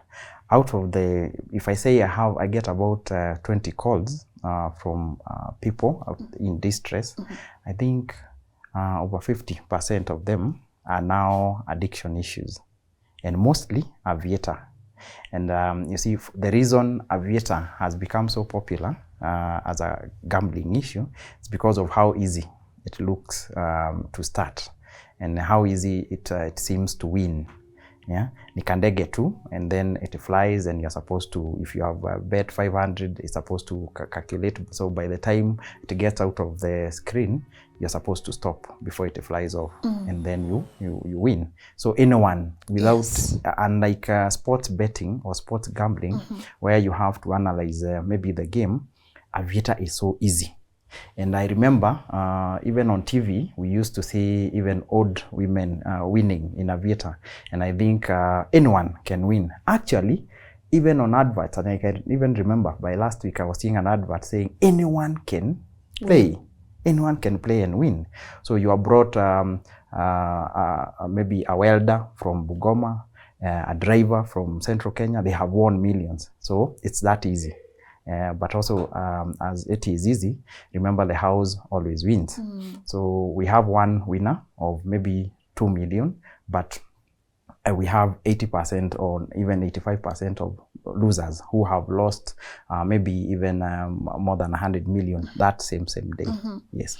I think for me, the shocker was during our side conversation, you even told me women are betting more on Aviator than men themselves. Yes, there's this thing they are using in the adverts, making it seem like anyone can win. And if you have seen those, the adverts, when they are advertising the winners, there are more women winning. So they have, they are targeting this group of people who are not at risk. Initially, the risk factors, when you are looking at the risk factors in gambling, we were mostly looking at men because it was only sports gambling. Lakini saizi, they realized women have money. Women, housewives are at home. Women are working, they have money. And enough time. Enough time. They have smartphones. How do we target them? They are better than university students. University students don't have money. So let's target them. That's why on every radio station, on every TV station, you'll see adverts that that they don't even wait for evening. They are during the day when women are supposed to be at home. They are during the that outside the prime time when women are supposed to be at home. They are targeting women. So we have so many women calling us, and because of the stigma, women will not go to their pastors and talk about the gambling issue. Women will not go to their husbands or their mothers or their relatives. So what do? They continue hiding. You see, they continue hiding the shame and the guilt. Hakuna mtu wa kuambia, you know. So they get deeper and deeper and deeper into debt. And that is what the situation that maybe our guest Katherine was in. She got deeper and deeper. She could not tell anyone. And we have millions of women, because on the ones we get are only a few. We have millions of women getting, dying in silence, until one day a woman wakes up and, you know, kills her kids. And no one knows why. Because they did it in silence. So the probability that even the friends around, Katherine, do your friends know you bet? No. Oh, yeah. So even she said no, guys. Sorry, she's not mic'd. But the probability that you are going through it and your friends don't know is really high. It is, because unlike maybe something like alcohol or mugoka or weed, bangi, people don't know about gambling addiction. If you go and tell maybe your aunt or your friend, I lost 50,000, and they ask you, hey, how did it happen? Were you conned? No, it was through Aviator. What is Aviator? So it will take a long time for anyone to understand you. So because you don't want to go through all that, you keep quiet. No one will understand. So you keep quiet with the pain.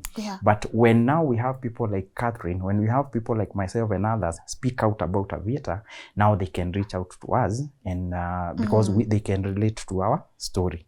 They can relate that we understand how bad gambling can be, how bad Aviator can be, and now they reach out. Yes. Aviator seems to be famous. And I know you said it's because it's easy and they are making it look like everyone can win. Would we say right now as a nation, this is our biggest headache? I think it's worse than COVID. It's a pandemic. Let me tell you, there was a time I was in a matatu, a lofa matatu, and I made that post on Twitter and people are laughing. I saw the driver, Pale Gigiri. There was a traffic jam in the morning. You know, there's always that traffic jam before the Canadian embassy. And he was on Aviator in the morning. If you look at all most Uber drivers, Bolt drivers, when they come, they have two phones. You'll either see them on Aviator or while the other one is maybe to on get maps. The customer on maps. Boda. If you go to town right now, wapate wamelala, most of them wako kwa simu. They are not on TikTok. Wanafuata kanini? Kandege. So the 200 that alitengeneza, amekuja akasema acha niwekelee 50, hii 150 nitatumia mama. But just like Katherine said, hata hii 150 yenye imebaki yote itakuliwa. And sometimes they will see the profits going up, but everything will end up being spent. I went to a studio shop. I wanted a photo. And the guy I was talking to was seriously on Aviator, on the job laptop, while he was editing my photos. And he didn't see anything big. What he didn't know was that maybe it was fun akianzia. What he didn't know was that ataenda aingie kwa shimo until they would no longer be able to get out. It's all over. Hata askari ukimpata kwa barabara unaona, we saw another lawyer in court last week, like 2 weeks ago. Anacheza Aviator, ako hapa in a very nice suit, ako tu Aviator. He's playing the Aviator game. Because yesterday as I was doing my research, I loaded about 5 websites, or betting websites, because I was a gambler, so I know them, but it was just for research. And the way they attract, they are so attractive. I'm telling you, looking at them, the colors, and they are telling you, win 1 million, 1 million guarantee, they are popping up, the pop-ups. And then the Kandege is there, and somebody who has won like a pilot, 1 million bonanza, 1 million what, and you feel like, oh God, I can win this, I can do this. And for someone like Katherine and the others who are gambling, They have heard of someone else who won maybe 10,000, who won 2,000, who won 3,000. So what will happen? They want to try. Why? Because it is easy. It is available on their smartphone. Like she said, Wi-Fi is available everywhere. So if you have internet, and you have 100 shillings or even 20 shillings, you can play. And even with that 20 shillings, you can even win so much. You can even see your money going to 10,000, 20,000. But because of something that we'll explain maybe at what addiction is, you'll never get to withdraw that money. Either because of the algorithm that they are using, or because of the brain chemistry that is changing now. Because you have gotten hooked to that. Yes. Good. I love that. We will expound on that. That was actually a question I had. Kate mentioned that she placed 30,000 and got 600,000. Yes. Is this incentive by design to newcomers? Would we say that this system is targeting first-time users so that maybe to keep them here, they will start with an incentive? Yes, it is. She is very correct. For the longest time in the history of gambling, even in casinos, the first time the newcomers always get rewards. They know, they can track. You are a newcomer. You have placed. You have first of all deposited from, of course, your M-Pesa. You have deposited 30,000. They know you don't know this game. You have never played again, so they know how to trick you. Even when you walk into a casino and you're a new customer, you don't even know what blackjack is. They attract you. They give you a complimentary drink. It's the same thing on these websites, these gambling sites. You're given a bonus. And then the first games, when you start playing, don't don't use your money. Just try to play using that dummy account. You know, you'll see your money, you are winning so much. Okay, winning in quotes, because it's just a dummy account. Maybe you have not even loaded money. So you expect that when you load money now, you'll win the same way. And actually, you start winning. It's just like the kamare in town. You remember it? Yes. Ile carton wanawekelea, alafu wewe umetoka shags, you have 1,000, unawekelea, then you win kidogo, then unatoa mpaka ile ulikuwa umeficha. And when all your money is here now, that's when they take the money and wanakunja kitu na wanapotea. Yes. And you're like, what happened? It's the same thing on the websites.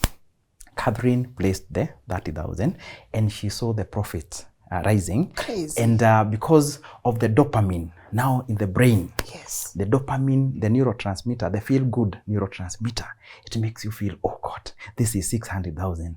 There's no way I will stop. I will stop. But there's something happening in your brain.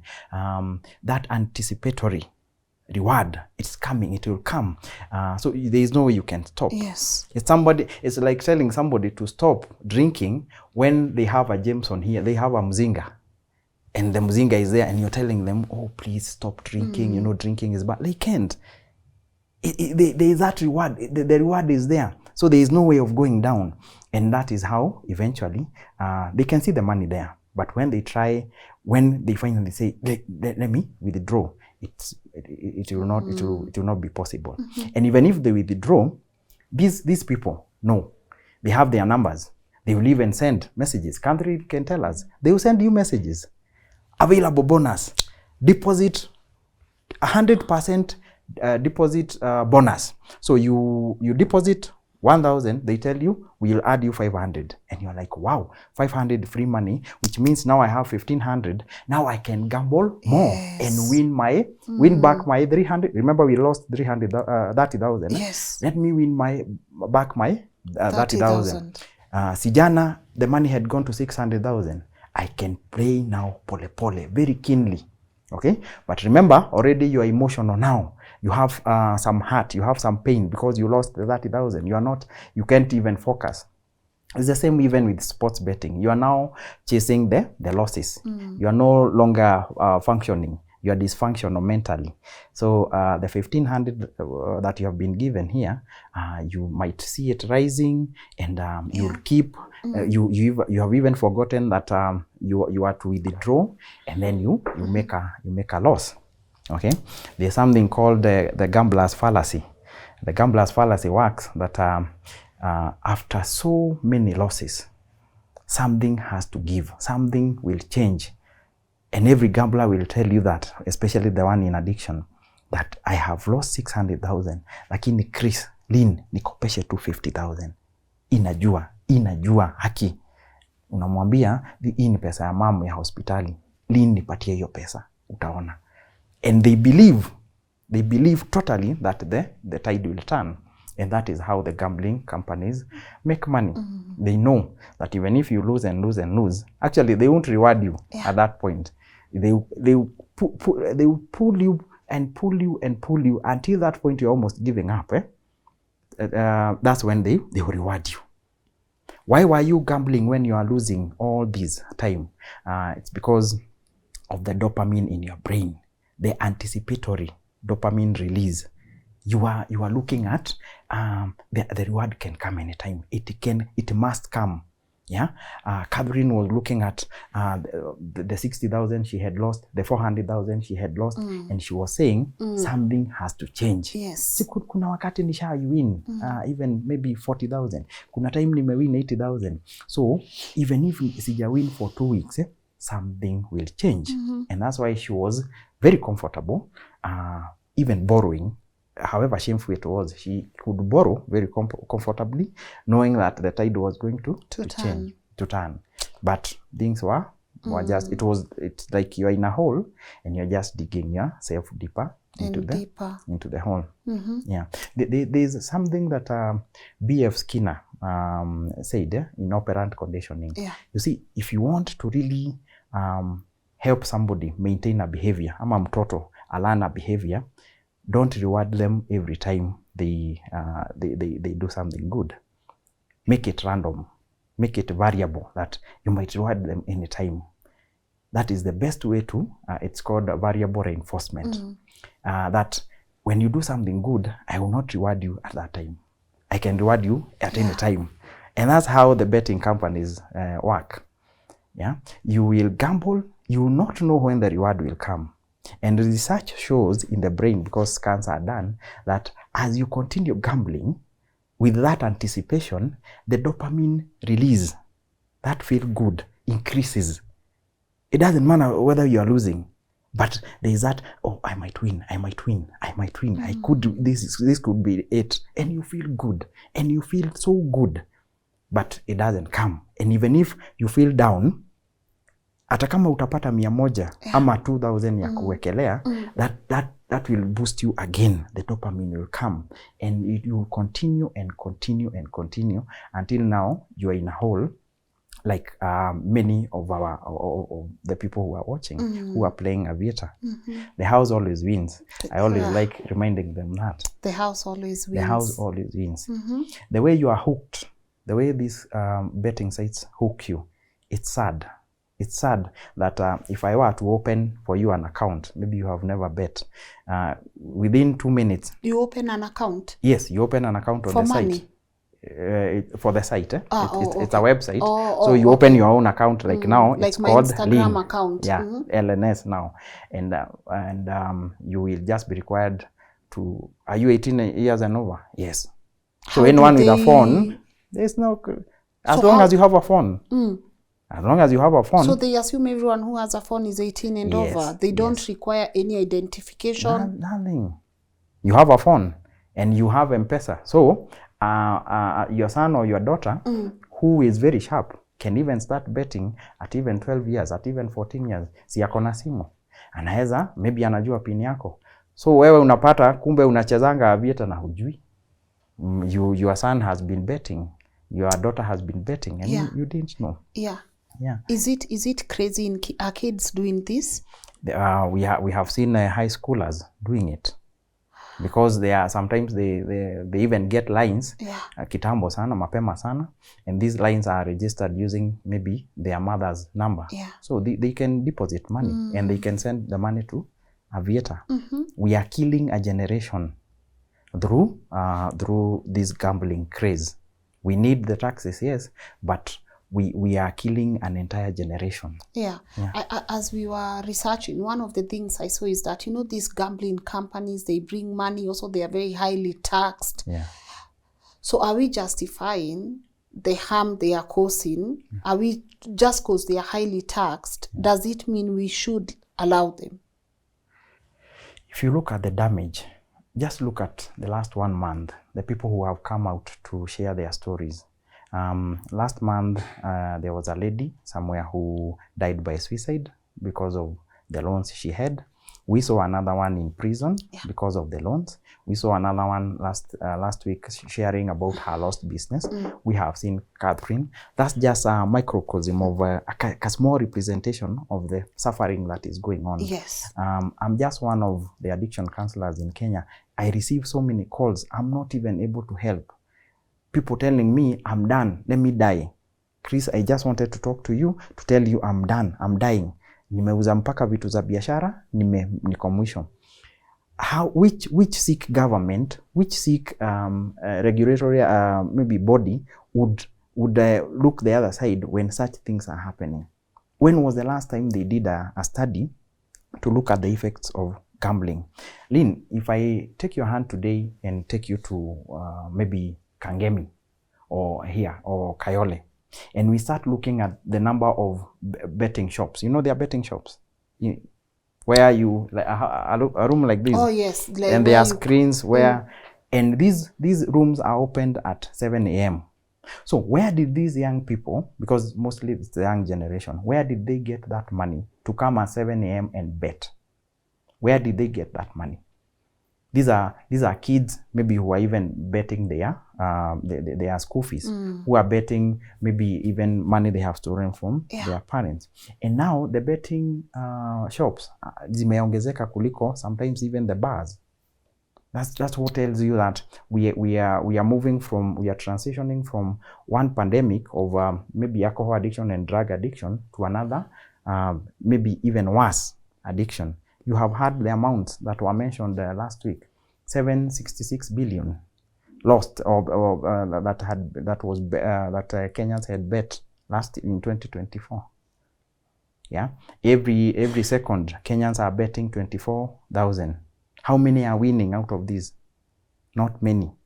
I saw videos yesterday where even some young guys are sleeping in those betting shops. Hana kitu ya kwenda, nyumba imefungwa, amekula, ame lose all the money ya mpaka ya watoto, amekula school fees. And I saw an old guy there. Unaona ni mtu ako na familia. I have heard of people selling their cars because of Aviator. Wow. Yeah. I'm telling you, Lynn, you have 400,000. Pesa yako umeweka hivi from M-Pesa to that betting site. And in 10 minutes, you have nothing. What would you do? What comes to mind, as Katherine was asking? Taking your life and taking the life of maybe those who depend on you. Sad. Yes. And the Gambling Awareness Association, I saw it, they presented a memo to the mental health department saying that gambling saizi, it's one of the main causes of mental health issues in Kenya. So many people are affected. You listen to stories like that of Katherine, and you feel pained that there was a body that was supposed to protect her. There was a body that was supposed to oversee how her pattern of betting and maybe block her or do something like that. But we don't have, do they even work in Kenya? Yeah. You heard her saying that, I wish there was a way I can block my number from those sites. There is a system that should be working called game ban for self-exclusion, where you are not allowed on any website, any betting website. But I don't think it even works in Kenya. Katherine should have been protected. The gamblers should have been protected. Those who are betting in Kenya. Yeah. But do we do that? No. The purveyors of news in Kenya, the biggest mainstream companies, they own betting platforms. How else do you need to look at it to see how lopsided this is? every 10 minutes, they are displaying an Yes, Aviator yes. or a gambling advert. So what responsibility do these gambling companies have towards someone like Katherine? I know I asked someone, so how do they make sure that maybe mentally someone who is using their platform is okay? But then I was told, you know, they give so much to CSRs, except. So what responsibility do they have? I have seen one company, one of those companies, it has consistently displayed an advert or a paid promo on their web, not even on their website, on the mainstream media, that they have given thanks to a certain community, and that is how responsible they are. If you go to their website, the section on responsible gambling, it's at the bottom here, and Katherine can tell you that. Every gambler can tell you. I used to be a gambler, but there was no Aviator, thank God, at that time. The responsible gambling is at the bottom here, mahali unafaa click. But huku juu, there are bonuses. They are popping at you, bonus. Lakini hapa, gamble responsibly. You know, the caveat is down there. They will tell you they can block, but by the time they are telling you they will block, they can block you. By the time you are filling the details, they are all over popping then the messages. Win. Yeah, Aviator now. Promo times 20 bonus, Then you remember, oh, I have 200. Instead of maybe quitting, blocking, why don't I deposit this 200 and take advantage of this bonus? They will never let you block. And they'll never let you go. Yes, they'll never let you go. Because they've done the work, the mental work on you. Yes.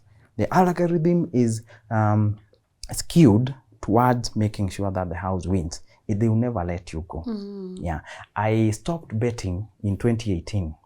And sometimes, 2019.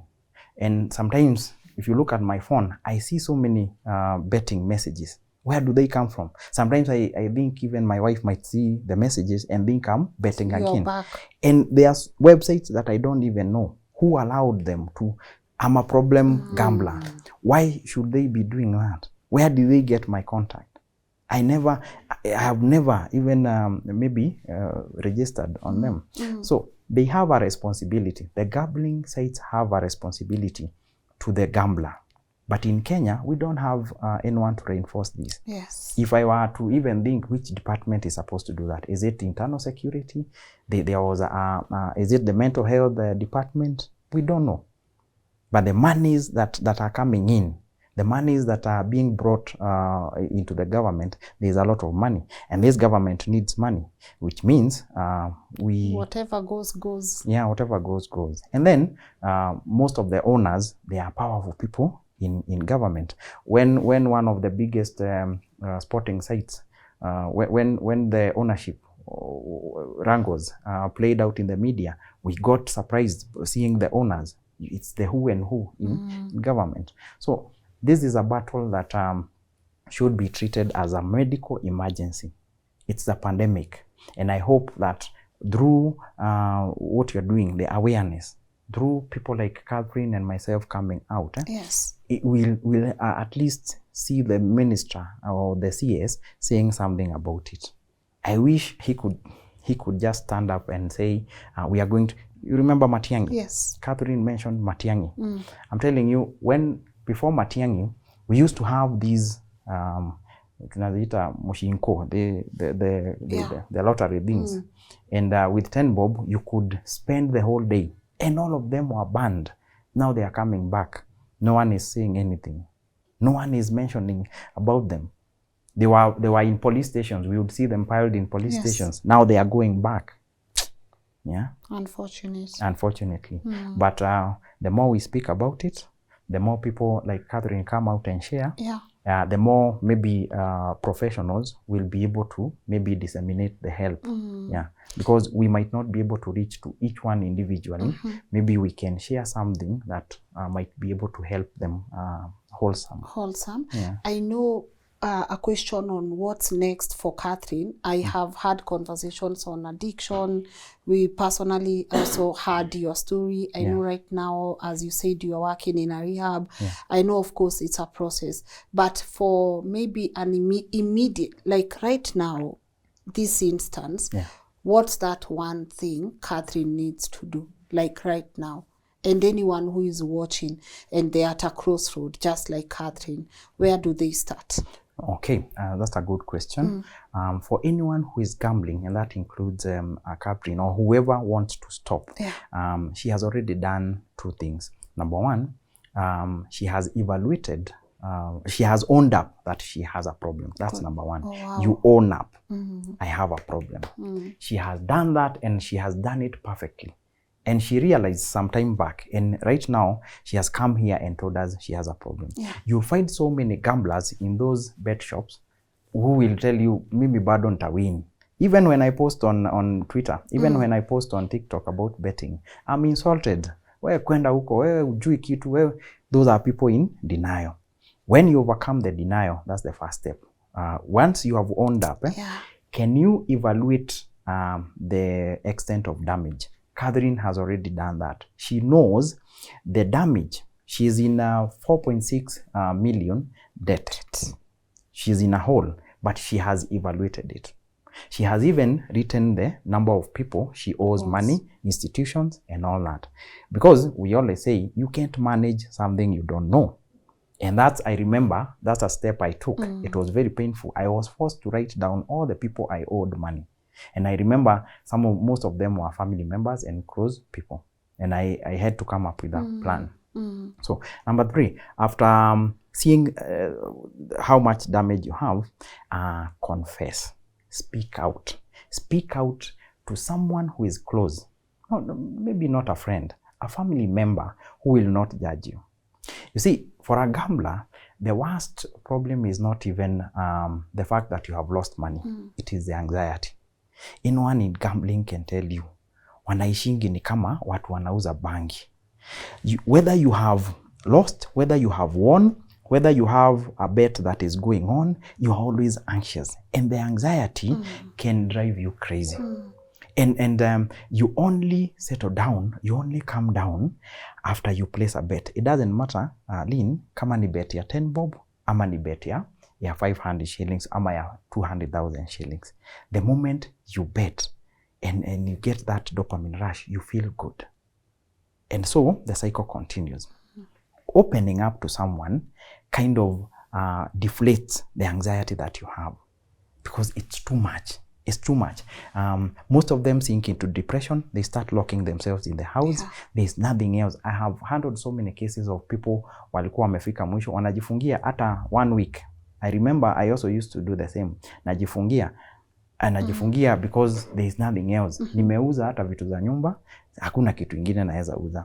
You lock yourself. When you confess to a family member, it kind of lowers down that anxiety because the anxiety is what perpetuates this behavior. Gambling, this behavior.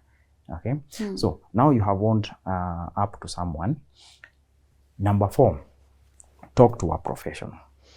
I have listened to Katherine's case, and maybe you didn't notice, but Katherine has so much pent up pain, pent up hurt, pent up maybe regret from the past.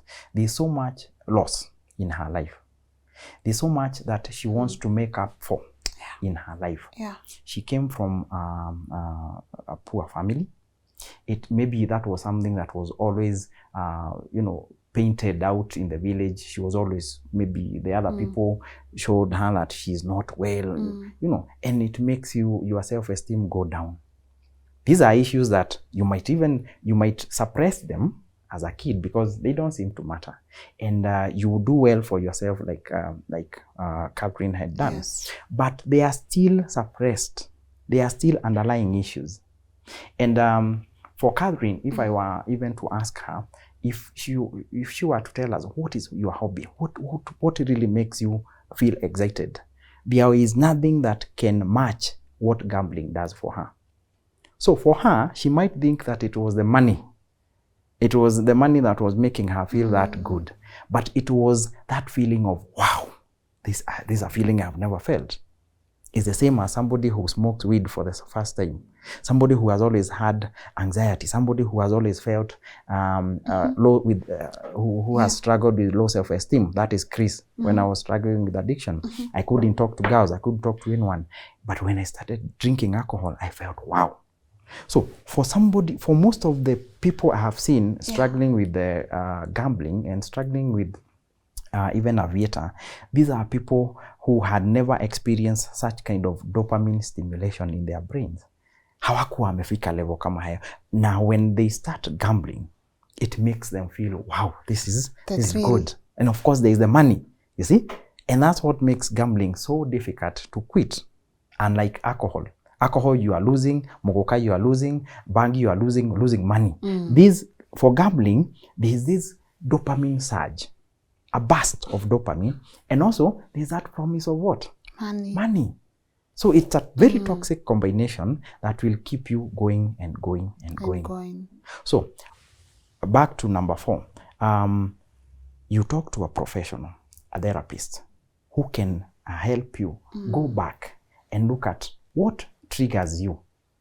For instance, for someone like Katherine, for someone else who is struggling out there, they will sit down with a counselor and look at when you felt like gambling the first time, what was happening in your life? Were you just okay with the 100,000 in the bank, with 2 million in the bank? What was going on? She has mentioned the loss of her husband, a tragic loss. What happens in Kenyan society when you lose someone? 2 weeks, you're given an off, then you mourn, then you go back to work. No one tells you there are stages of mourning, there are stages of grieving. 5 stages that you are supposed to go through. When rudi kazi, uko na watoto, familia pengine hata wanaanza kupigania mali. No one gives you that time to mourn.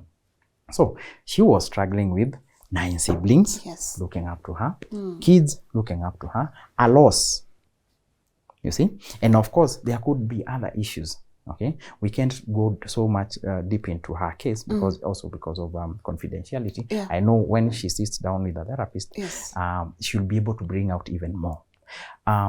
Dealing with these triggers, dealing with these underlying issues, helps you now to identify other ways to cope. Instead of Aviator, instead of getting this high from Aviator, there are other ways of coping.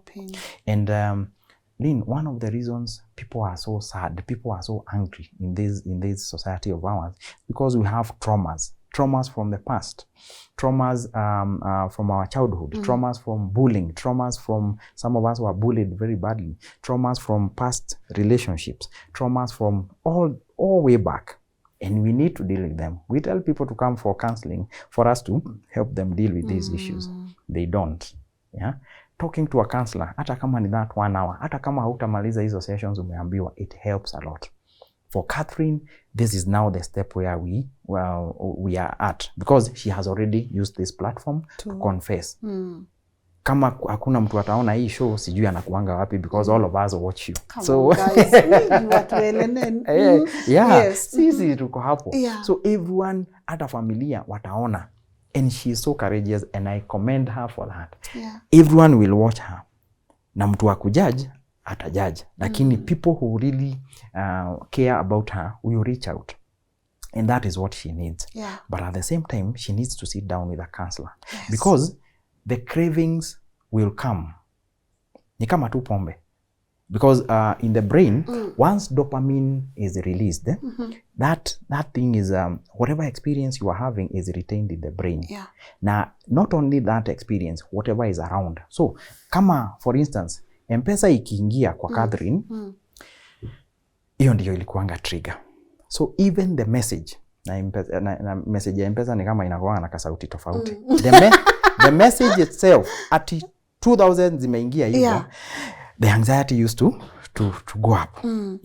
And with the anxiety, kuangalia hivyo, alituambia, and this is something I've heard from every gambler, whether it's 30,000 that has come to M-Pesa, whether it's 90,000, or whether it's 980,000, yote inaingia kwa the betting site. So that was a trigger. she will have to deal with that. She will have to deal with not only receiving money, but also even having the phone. Because kwake, mpaka if I open maybe a site that has colors that look like maybe a gambling site, it's a trigger for her. Yes. It's a trigger. The brain will be like, wewe tufanye vile tulikuwa tunafanya. So she has to work on that. So that she's not triggered. And working with a counselor also helps her to know atafanyaje when these cravings come. When this urge comes, utafanyaje? Utaketi tu hivyo, ama what will you do? What is your go-to? Yes. The counselor is the one who will help Katherine and any other gambler to identify the go-to coping mechanism. Yes. Because hata kasauti, kuna kasauti, pengine hata niko advert, yeye pengine amekaa tu hivyo, amerelax, hata anasoma Bible. TV come tu hapo, kandege, ka sound. It has a sound. There's a sound inakuwa na. Pengine hata nikimwambia hivi saa hizi anakuwa Katherine usikuwe triggered.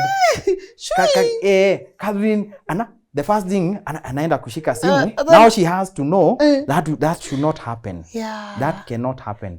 She has to know when I feel that what was I told to do? Was I told to walk around? Was I told to walk around? Was I told to clap? Should I move away? Yeah, should I sing a song, a gospel song? Do I have a ghost? You know, the counselor will help her. They will work with the counselor to identify the go-to coping mechanism. Beautiful. Yes.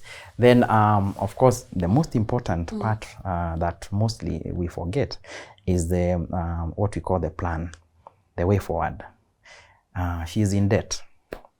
Every gambler I know, hata yule wa Ken Roger, si alikunywa mzinga akakufa baadaye kwa hiyo song. Hata yeye alikuwa na mashida. Pengine hata yeye alikuwa amesema kwa hii train sitoki, mimi hapa ndio na. Yeah. All gamblers have issues and they have debt. So what will happen? Because if the debts are there, Katherine hata saidika. Every other Aviator gambler hata saidika. What will happen? So Katherine already has identified, and this is where now practical counseling comes in. I normally do this with my clients. We list all the debts to identify which one is most urgent, which one is most pressing. Zile unajua kuna zile personal zenye umeanza kuanikwa mpaka Facebook. Huyu ni con man, anajifanya huyu ni con man. You identify the most pressing ones. And we even now go to financial management kind of thing where we use maybe the snowball effect, where you pay the small debt first. Okay? But before we even get to that, that's why the plan is so important.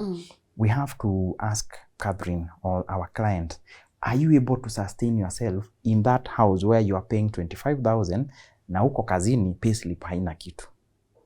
Be realistic. You will have to maybe shift downsize. Kids wanaenda national school. Surely. Sasa things have to change. Your spouse is no longer there. Kazi haiko. Zile investments. Sako hakuna loan. We'll have to be practical. And it becomes so practical to an extent where you get an accountability partner. Your finances unaachana nazo kabisa. Your bank accounts zote unapatiana. Kila kitu. Anything financial, you will not be managing. Wewe unarudi form 1 tena. Ni kupewa utakuwa unapewa. Unataka kwenda job? How much is it? 80 shillings. Shika 80 shillings. And it has helped so many people. Because it's what we normally say in addiction, the first step is admission. Na kuitikia kabisa, mimi hii kitu imeniweza. Whether it's alcohol, whether it's mogoka, whether it's gambling, imeniweza. Chukueni my finances. Hata kama ni madeni peke yake, chukueni. She will have to identify an accountability partner. Somebody she trusts kabisa. They will have to sit down together maybe with the counselor, wafanye hesabu. How much do you expect to go? Today is 7th. How much do you expect in April? Nani na nani akona pesa yako? Na uko kazini, how much do you expect? Then what is your rent? Which are the bills that require to be paid? Mama anafaa kupelekwa hospitali, hizo ziandikwe zote. Okay? Then the smartphone she has to forget the smartphone. She has to go to analog, kabambe. That's the only way. And I have worked with someone who stayed without that smartphone for over 6 months. And he would walk into the bank kuchukua pesa. Now alikuwa na walk na wife, because now instead of going all the way at kuchange signatory, they had to walk into the bank with the wife. That is how committed he was. And he is somebody who was in employment. But hata salary aliambia HR, nikilipwa mkuwe mnaniambia, because sina smartphone sitajua, so I have to tell my wife. He opened up. Remember we said about opening up. He opened up even at work, like what Katherine has done. Beautiful. Yeah. So that is part of the plan, and also the plan will also include a change in lifestyle. She has to make changes, and I'm so happy that she has reconnected with her God. That feels that emptiness, the anxiety, the emptiness that she had. Sasa akirudi kwa Mungu, that is her go-to. She has already identified one of her go-to coping mechanisms. Great. So for her, I'm already seeing Katherine as somebody who is already in therapy. She's doing. She's ni kutembea tu kidogo hapo mbele. Na akue sawa. Na akue sawa. Kabambe tu. Yes, ni kabambe tu. Na 1 2 3. Yes. Hiyo smartphone kubwa. Umeiona? Hiyo itapatiwa pengine hata iwekwe mbali sana. Tupe brother, alafu hapa na pa na pale. But Chris, I know addiction is not something we can handle in a day. As you said, there are so many stages. And this is now where intensive professional guidance comes in. But I really do appreciate you. First, acknowledging that this here is a disaster in front of us. Me, I cannot even touch a betting company. Like, that's how, because I'm seeing people suffer and struggle left, right, and center. But I know it takes one voice and another and another and another to create awareness. But I know there is a question people would also ask, maybe as we finalize. Someone would ask, but hakuna mtu anamforce. No one is forcing her to bet. No one, she doesn't have a gun on her head. She's not under duress. So why is she not responsible? Why can't she bet once in a day, maybe 4 times in a month, once in a year? Who is telling her she has to do it every day? What can we say? It's a very good question. And every gambler, every person in addiction, whether it's gambling, whether it's in alcohol, would like to be in that situation where they can control. But Lynn, it all started as fun for all of them. It was fun. At that point when they were starting, the first month, the second month, it was fun. They could even stop at that point. At that point, they could even bet once. They could even bet twice. But now, it got to a point where now she called it a disease. Because the brain changed. Her reward system changed such that the only thing that could motivate her, the only thing that could make her feel good now became the gambling, the betting site, the M-Pesa messages. Those were what were making her feel good. The brain has changed. And that's why we treat it as a mental health problem. Okay? So when people ask that, why can she stop? She is not at a point where she can stop. It's the same sad question that even families ask their loved ones when it comes to alcohol and other issues. There is a point when that boy was in high school where you could have talked to him for him to stop. He was having fun. He was at that stage of social use. He could have changed at that point. But now when you are in addiction, you are dealing with somebody who is sick, who is unwell. It's like telling somebody who has diabetes, kwa nini tu wezi badilisha, si uache tu, si ikutoke. It can't. These people need treatment. And then we also need to understand that kuna watu who are at risk. We call them at risk people in addiction. People who maybe are already depressed, who have suffered loss, who have gone through childhood trauma. And Katherine is in that category. And many of our gamblers and many of the people in other addictions, they are in that risk category. So wow walianza, but very quickly, like Chris, they got hooked to gambling, to Aviator. So we can't just lump them and say, nyinyi, you are losers. They are not. They are people who are sick. Good. Yeah. So no one is forcing them, Yeah. but they are just unable To, yeah. Yeah, it's a disease. It's a disease. If we go with you to these betting shops in the morning, tuwaulize hawa watu, kwa nini mnaingia? Kwa nini mnaingia na mnajua mtalose? Wewe umelose 3,000 yesterday. Kwa nini unarudi hapa? They will tell you very candidly, because I believe I can win. Na akona 10 bob ama 20 bob. And I need to recover. And I need to recover. What has happened? Their brain. Na huyo ni mtu anafaa kwenda wapi? JKUAT University. Badala ya kutumia hiyo fare 250, amekuja hapa. The education, the degree is no longer a motivation. This is somebody who is sick. And I'm telling parents, please, spouses, families, even doctors, treat gambling addiction and any other addiction as a disease. Yeah, that's the only way maybe things can change. Yeah. The government, treat these people who are in addiction as people who need help. Hata juzi nilikuwa nasema hizi bars zenye zinafunguliwa asubuhi na hizi betting shops zinafaa watu waende wapewe SHA because they are sick. Kama inawaka wapewe insurance. Good. Because they are all sick. They need help. They need that cover. Good. Yeah. Thank you, Chris. Maybe I don't want to, of course, I know I have to let you go. Yeah. I know, we've taken a bit of time on this. But do you have anything that is burning that you wouldn't want to leave this show without addressing? And also, what would be your parting shot to our audience, and how can they connect with you? Yes, I have a burning issue still about Aviator. Yeah. If you have started lying about your betting, if you have started borrowing money from others for you to bet, if you have tried stopping betting or gambling Aviator and you can't stop, if sometimes you get irritated wakati hauja bet, unasikia ni kama utachapa mtu until you bet, these are some of the signs that you are slowly sinking into gambling addiction. And there is hope. There is hope. You just need to find an addiction profession who can take you through these steps for you to get help. The denial will kill you. Stop the denial. Hiyo tu ndio nataka kuambia. Stop the denial.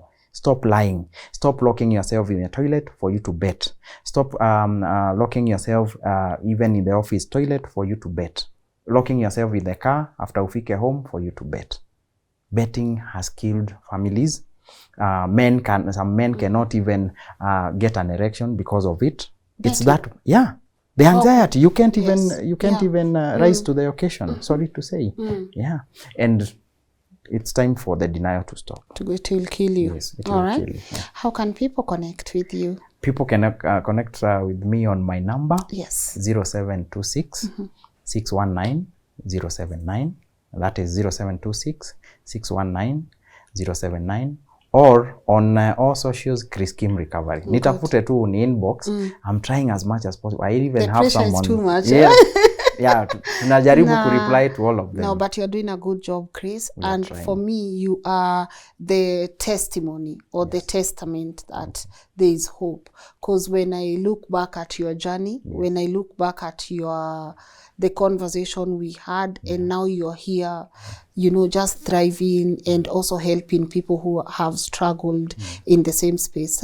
That tells me Katherine, in a couple of years or in a couple of months, might be able to come back with a testimony. So you are actually a true example and a great picture that people can look and emulate and see there is hope. I refuse to accept that just because you are battling an addiction, this is the end of you. I refuse to accept that. I refuse to accept that. So for me, when I look at you, knowing your story and seeing how far you've come, honestly, I know there is hope for people like Katherine. There is hope for other people who are struggling. So I really appreciate you. I also appreciate you. Were it not for you, Lynn, I have to be frank, I would not be here. No. You give me a platform to reach out to people, and I never looked back. And when I see your growth, the far you have come, the people you feature here, you are selling hope. And hope is what we need as a country. Right you know where now. we are. We need what you're doing. Thank you. Karibu Thank sana. you. It's God through me. Yeah. I don't like taking his praises. It's God, God through me. Yeah. But I really do appreciate you, Chris. I know your number you've given out, so there are so many calls that are going to come. Yeah, okay. But an opportunity to expand, you know, an opportunity to expand the Chris counseling empire. Yeah. And I really do wish you, your lady there, and everyone that is surrounding you, all the best. Trust you me, a lot of families are dealing with people who are in addiction right now. So for me, every time I see you, I only say there's hope. There's hope. And hope is something we all need. Yeah. Shall we wind up? Yes. Uko fiti? Niko fiti Kabisa. sana. Kabisa. All right, so guys, that's on that. When it comes to this Aviator, when it comes to, personally, I think the struggle is knowing that even the policymakers can see the distraction this is causing in our communities. As I said, it was so sad to see the billboard that welcomes you to Nakuru is a billboard of a beer. So I don't know what that should communicate. I don't know whether we are blind to the rates of addiction in this country.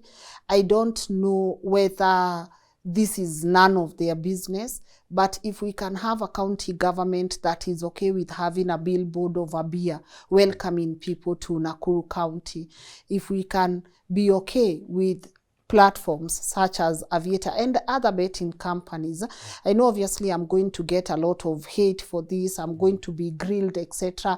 You will pay people 527 bob to troll me on those platforms, but bring it on. It's always a good time to go through that, because I know at the end of the day, if you have a mother who is saying how much she became addicted and she wanted to even take the life of her 3 children, herself and even her mother, if we can't see the pain in that, I don't know. I honestly don't know. But I really do appreciate you tuning in. And I want you to tell me what your take home is on the comment section. And also, if you're someone who is going through it, Chris' number is on the screen here. Please check him out. He also has very active social platforms where he continues to share this and also encourage people while creating awareness. So check him out.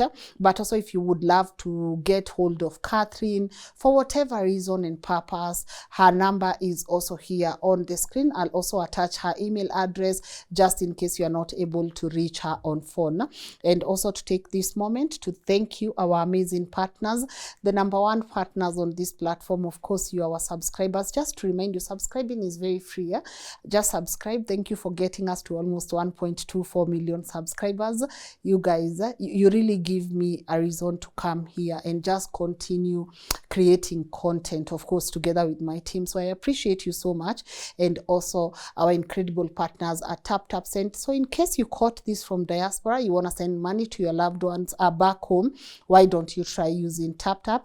Remember to use my promo code Lynn so that you can be able to get great bonuses on the figures that are appearing on your screen. And you can also send money through M-Pesa. Just check them out. I know majority of you that are watching from diaspora, of course, you are using TapTap, so continue. Just them coming in and sponsoring our conversations, our episodes, goes along with production si rahisi, so I don't take their partnership for granted. If you want to share your story with us, info@lnn.digital, that's where you can be able to send a brief of your story. And I hope I get to see you guys maybe tomorrow, 10 a.m. or 7 p.m. Bye-bye.